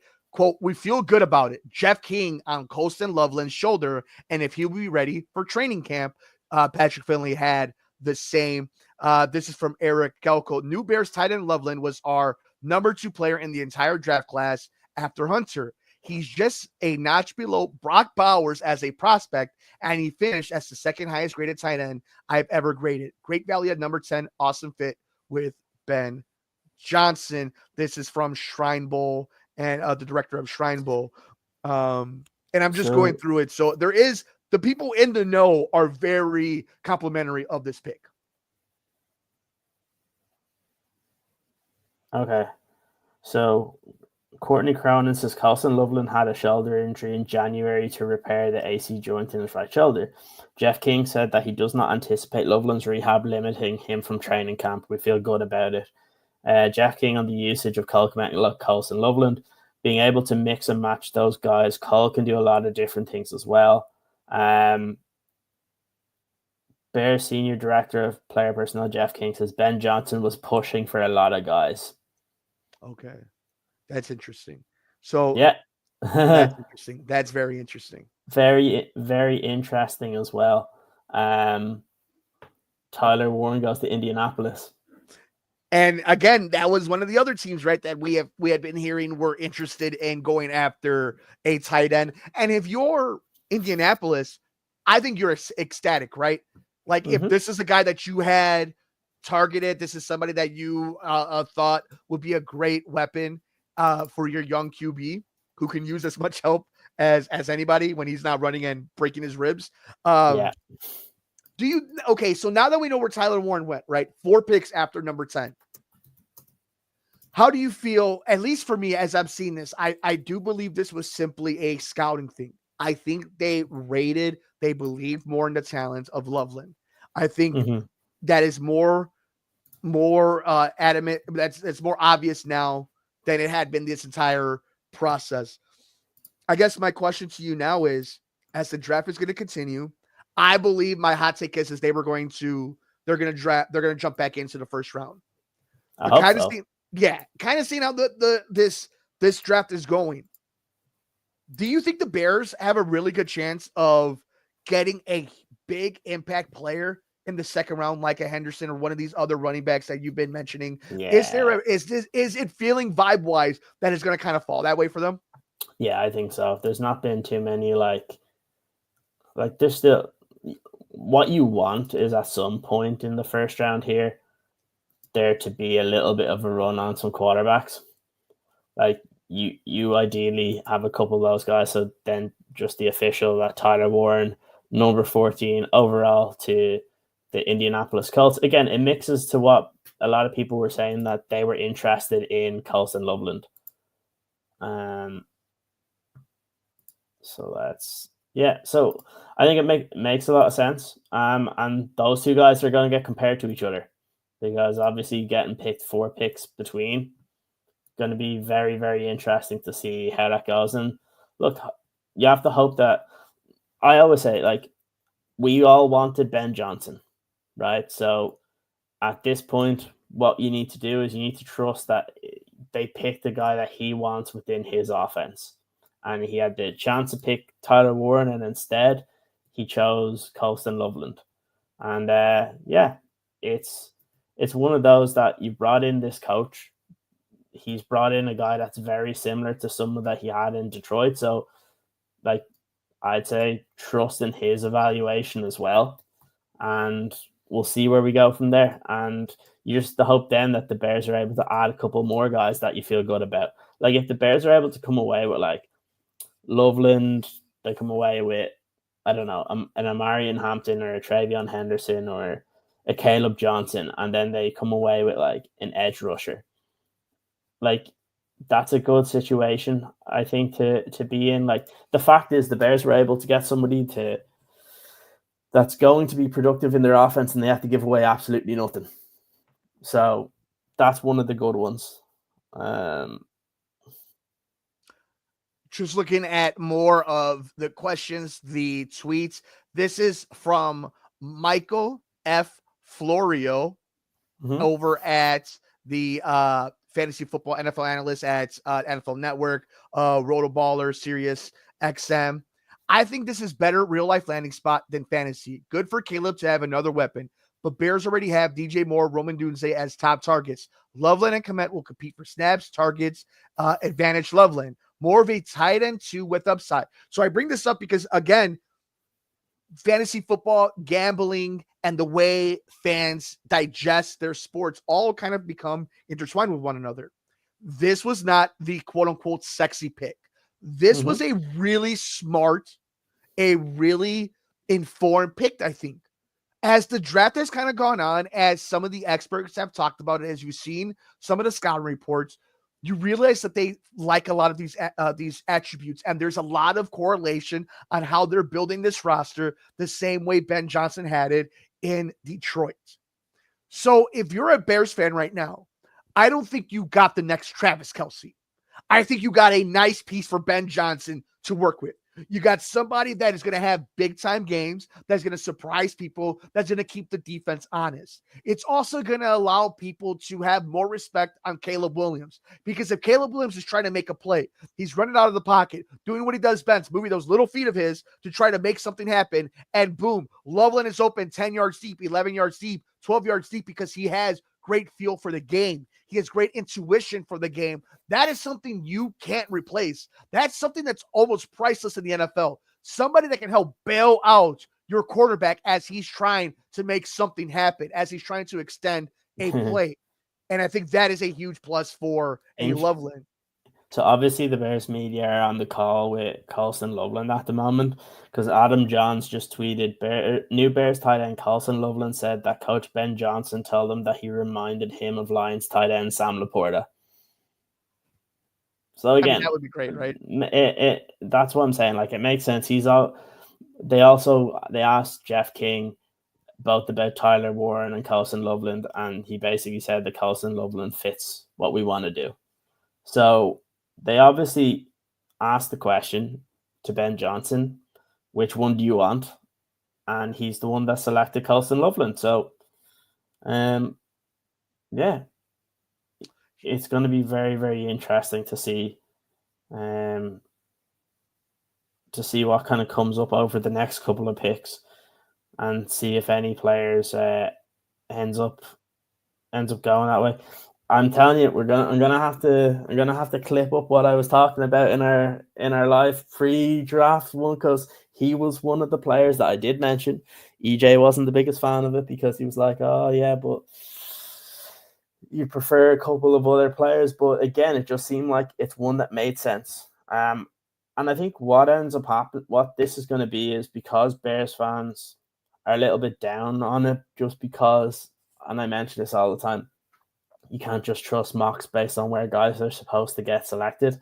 It might end up being one that, like, people are going to enjoy later on. Like, we've said it all along over the last couple of weeks. You need to treat this one and the first two picks tomorrow as like the group of players and how they do after that. So this is an interesting one as well.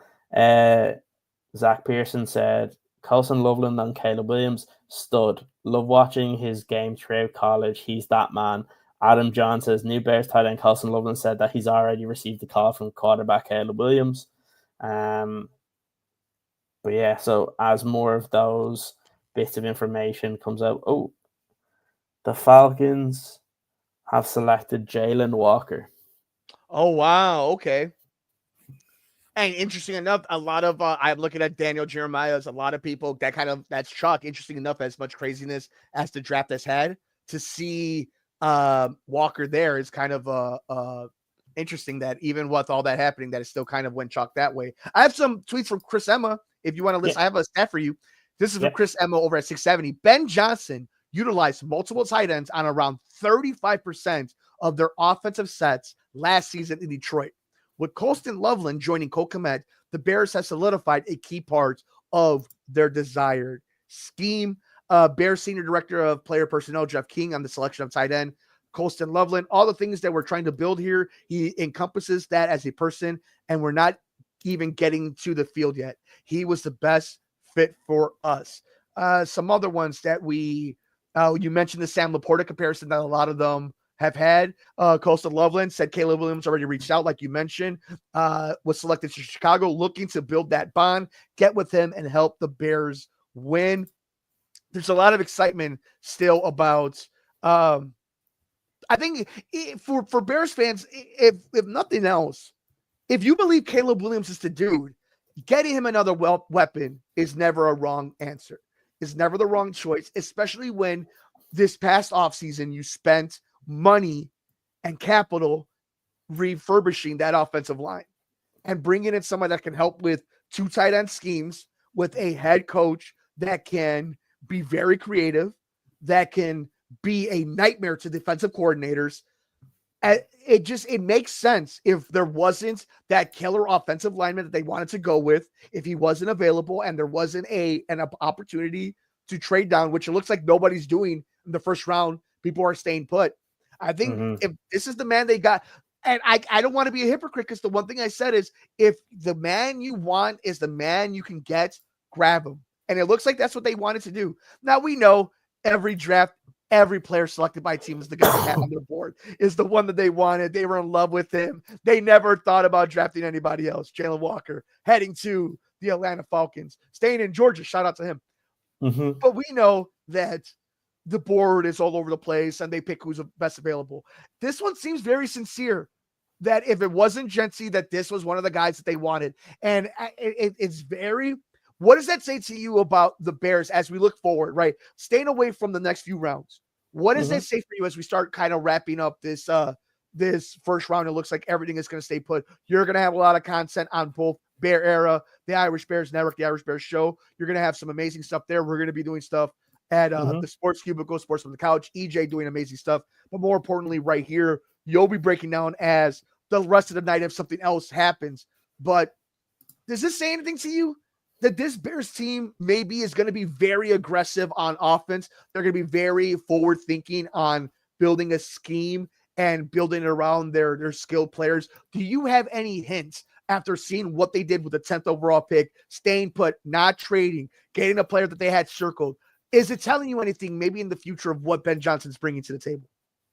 Well, it brings me back to, you brought Ben Johnson in here for a reason. You brought him in here to, like, you ended up bringing him in here because you wanted to fix the offense. You spent the number 1 overall pick on Caleb Williams. You spent the number 9 overall pick, or was it 9 last year? Yes. Or was it 7? I think can't remember. Yeah, I'll tell you. You spent that on Roma Dunze. You've just spent a lot of money, a lot of capital on getting Drew Dahlman, getting Joe Thuney, getting Jonah Jackson, already having Darnell Wright. Like, if you look at this overall, you probably need a long-term left tackle to take over from Braxton Jones. But look, even if you don't get a perfect option this year, it just puts pressure on next year that you're going to have to replace him. And maybe you're going to have to force the issue a little bit next year, right? But I'm comfortable with, if your offensive line is Braxton Jones, Joe Thuney, Drew Dahlman, Jonah Jackson, and Darnell Wright, I'm happy with that offensive line. You then look at your receivers and DJ Moore, Roma Dunze, I know Olamide Zaccheaus, you probably add another receiver at some point here. And then you look at running back, that's a position that you need to add somebody in. But then you've Caleb Williams there. Like, you've Cole Kmet and Carlson Loveland. I always knew tight end was going to be an option because they didn't bring anybody in behind Cole Kmet. So you're looking at an offense that is stacked. You're looking at an offense that probably still needs to add another running back to it. But overall, you're looking at a fairly well-rounded offense here, to where Ben Johnson can really instill what he wants to put in. You brought him in here to play offensive football and to be that offensive guru. So give him the guys that he wants to be able to accomplish that.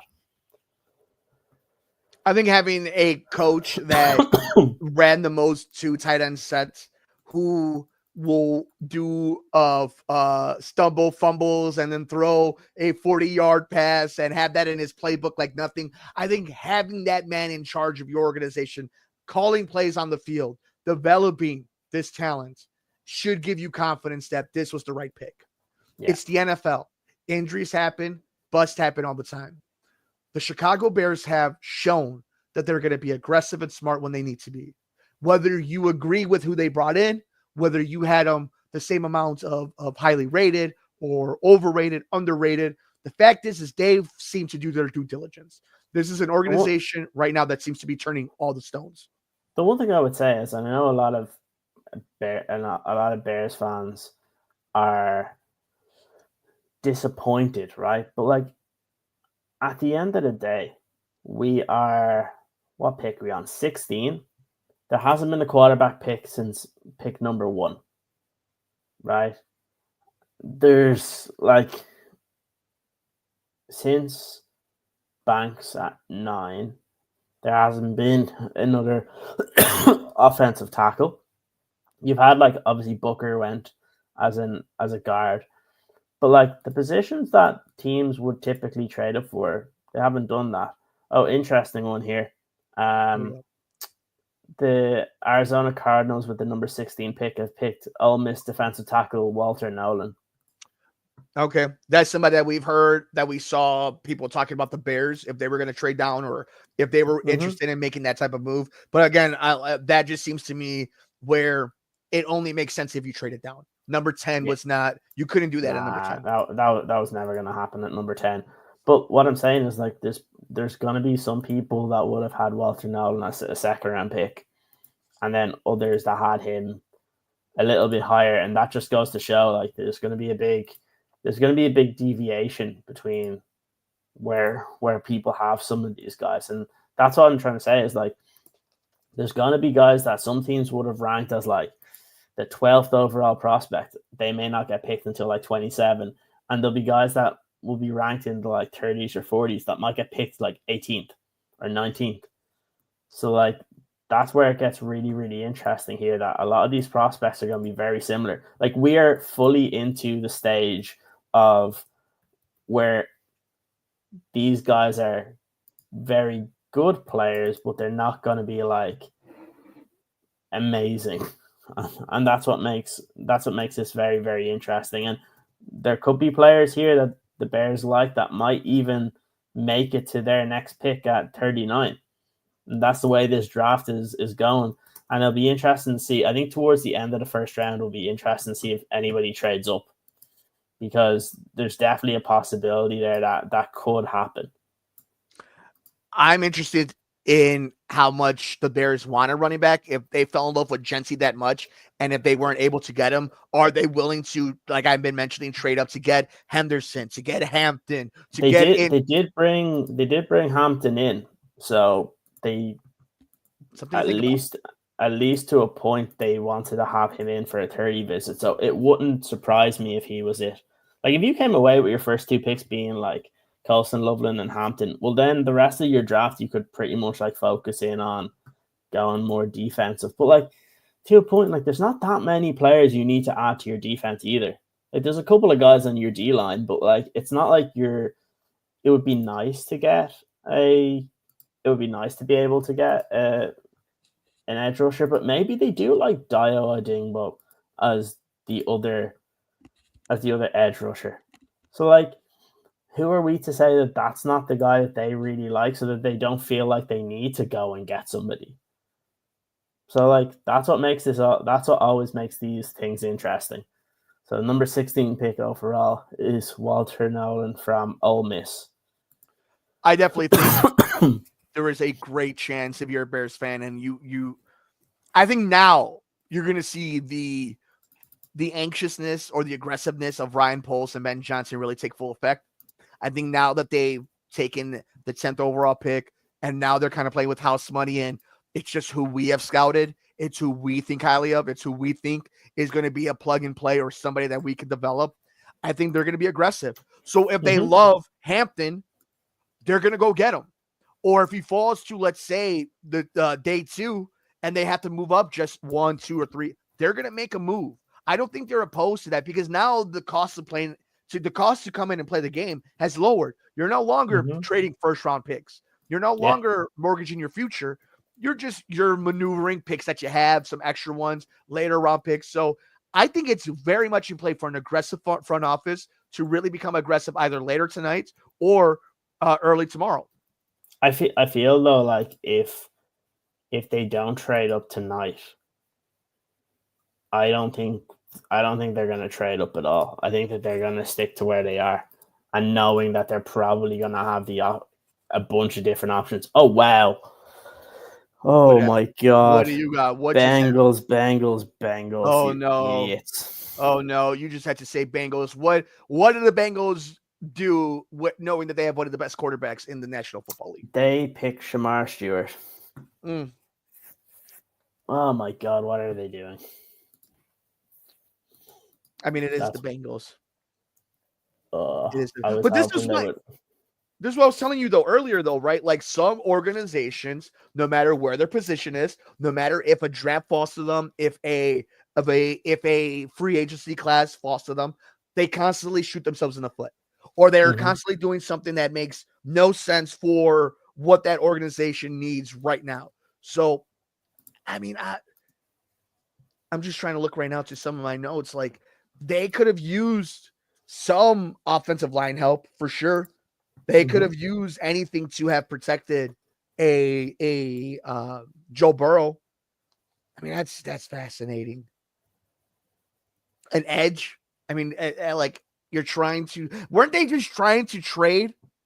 Oh, interesting. What do you got?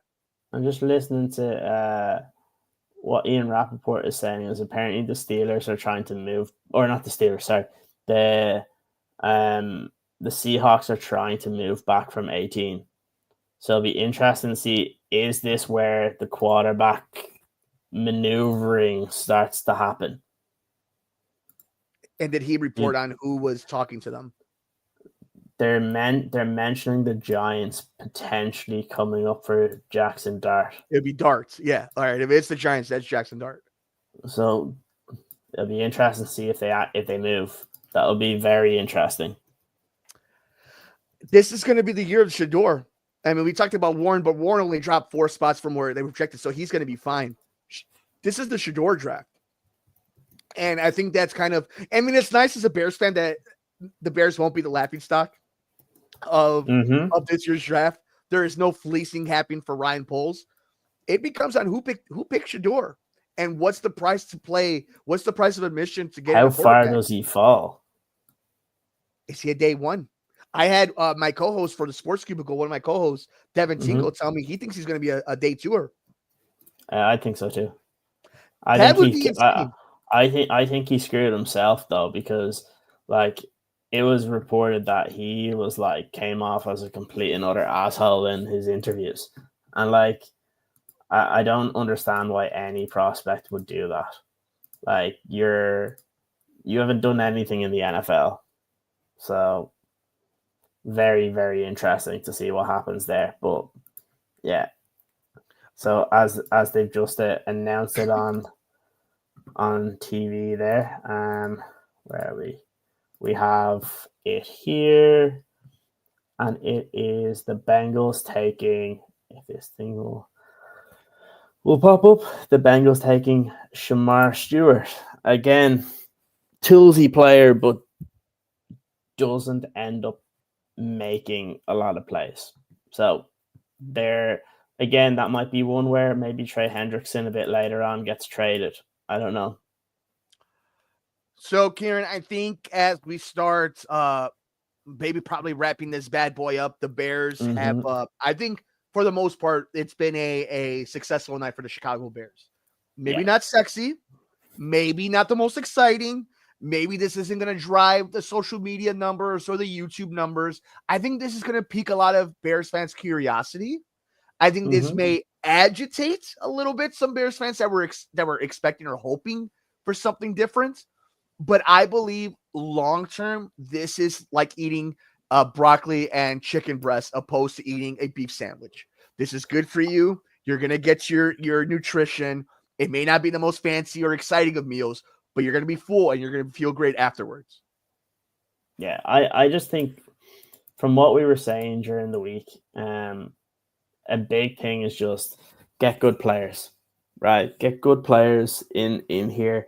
Cole Kmet and Colson Loveland will be very, very good, I think, together. But also a big part of this is it was obviously one that Ben Johnson really wanted. And to me, I'm like, you trust him. He's the guy that you wanted to bring in here as your head coach. So trust that he knows what he's doing. And you do that, and it's going to be all good. But yeah, look, it's going to be interesting. Obviously, we will hop back on if the Bears do decide to make a crazy trade at the end of here, but also look forward to both. There's going to be an analysis both from myself and EJ coming. EJ will probably put his up at the end of the draft. I'll kind of watch a little bit of this, do up my kind of analysis on this, and we'll be back on tomorrow as well, where both myself and EJ will be on for like a short, like 10-12 minute kind of podcast style where we'll talk about Colston Loveland, and I'll say it to EJ and the fact that like I mentioned him. And yeah, we'll see. And also I will say it wasn't the right selection at the point of time. I had Banks as in my one and only mock draft this year. I had Banks going at number 10 for the Bears. He went at number 9. And then I had with the second round pick, because the way the simulator went, Colston Loveland. So I'm not going to be mad, because this was a player that I thought would be a good fit for the Bears in terms of fits the Sam Laporta role, which obviously Ben Johnson feels the same because he said it to him. So now it's just, for Bears fans, you got to look at this as they need to find contributors, because at this point, you're not going to find a superstar at any point of the draft right now. You're looking for good players. You're looking for guys that are going to fit a role, looking for maybe a starting running back. You're looking for maybe another offensive lineman, maybe another edge rusher, defensive tackle, maybe a safety. It's going to be fun. It's going to be very interesting. They still have all their picks, which is great. I wouldn't be surprised if they trade down on one of those second round picks and try to get like a fourth rounder back, because I don't know if they're going to want to go from 72 to like 140 something. I don't think they'll want to go too many picks without selecting someone. So you might see a couple of trade downs tomorrow, but again, by the end of today and tomorrow, you're hoping that the Bears are coming away with 4 prospects that can really help them kind of moving forward. And that's what I'm excited about. Ciaran, can I leave you with this for all the awesome people that joined us here on Bear Era, something to digest? You mentioned some of the breakdown. This is from NFL.com. This is a breakdown from NFL analyst Lance Zierlein, who the NFL comparison has been Sam Laporta. You want to hear some of the strengths and weaknesses before we head out? 1 second. The Seahawks made the selection and they picked Gray Zabel.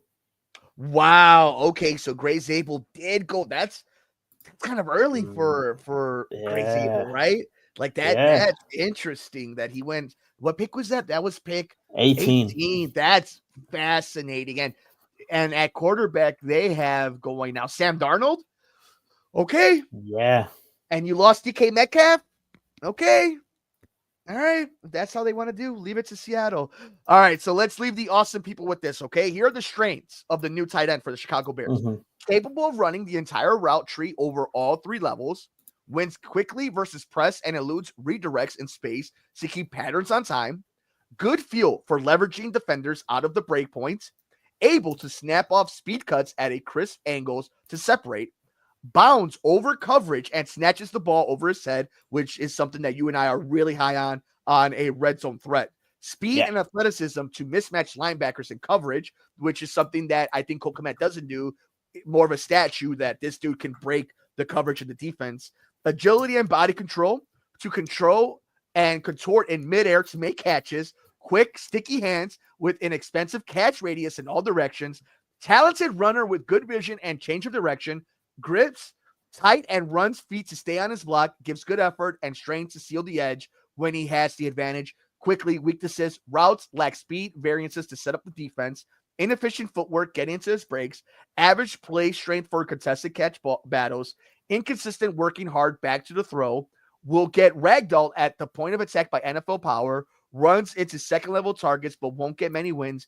Missed time with injury in 2024. Source tells us he is not the total package like Tyler Warren, but he has a type of talent where he could become one of the focal points of an offense. An NFC executive quoted.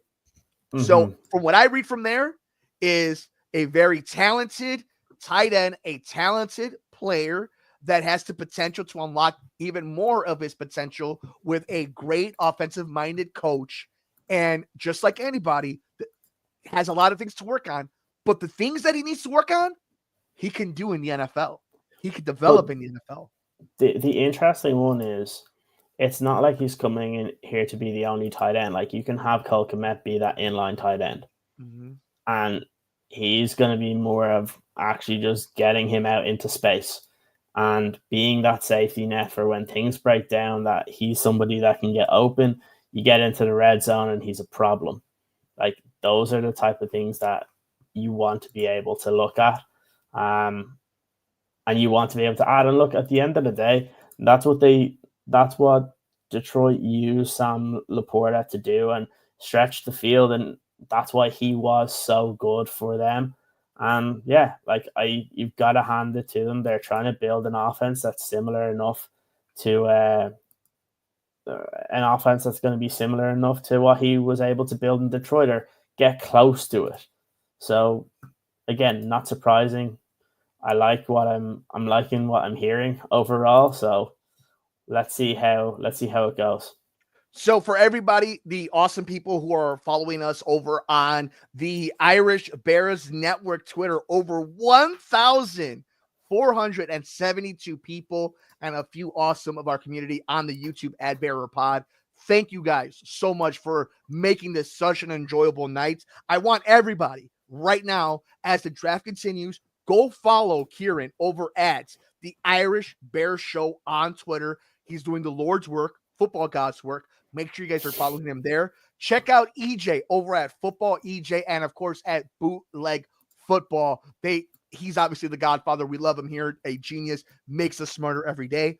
I'm on Twitter at Mike M Media. You can also check me out over at the Sports Cubicle and Sports from the Couch right here on YouTube, or wherever you get your favorite podcast. Bear Era has been such an amazing experience for me. So I want to thank you, Ciaran, for letting me jump in on the holy holiday that is round one of the NFL draft. I want to thank all the amazing viewers, people who interacted with us, for having such a fun night, a great night to be a Bears fan. We have so much amazing stuff coming up. So make sure you guys are following us, liking us, subscribe to us, share us over on YouTube. We're now on the road for 2,000 subscribers, and we're going to get there because you guys are amazing. Ciaran, I also want to say thank you, brother.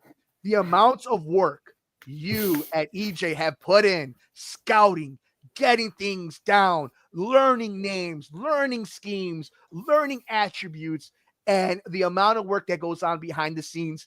Honestly, my friend, my brother, none of this is possible without you, without EJ. This has been an absolute pleasure, and I cannot wait to do it all again tomorrow, because the fun is just beginning. But thank you, brother, because you are immense. You are the man. No problem. Thank you so much. And like Mike said, we're going to be having a lot of different content tomorrow. It might be more, like we said, we'll probably have a bit of a live stream before the draft kicks off tomorrow to break down the guys that are going to be left, who the Bears should target, why they should target them. And then we'll have like our reactions to certain guys. Look, if the Bears make a big move, a guy that we like, we might do like a short live coming on, just breaking that down as well. So you're going to see us come and go over the next few days. Obviously, when the draft kind of settles, we'll also do a full breakdown of everything. One of the things that I've always kind of done every single year is, once the draft is over, I do quite a lot of work in trying making sure that we have a list of all the UDFAs that are going to the Bears. So like, I always do a tracker on that as well. So make sure that you follow us along there. But again, we've had a couple of live streams since. Obviously, 2 live streams ago, we got our 1,000 subscribers. We're over 1,200 now, which just seems crazy to think. Obviously, we appreciate all the guests that have come on. Obviously, we had Matt Miller recently. We have a couple of really exciting interviews that will come up over the coming months that you guys are going to want to listen to. So make sure that you do subscribe. Make sure you do follow all of us over on social media as well, because you get all the information there.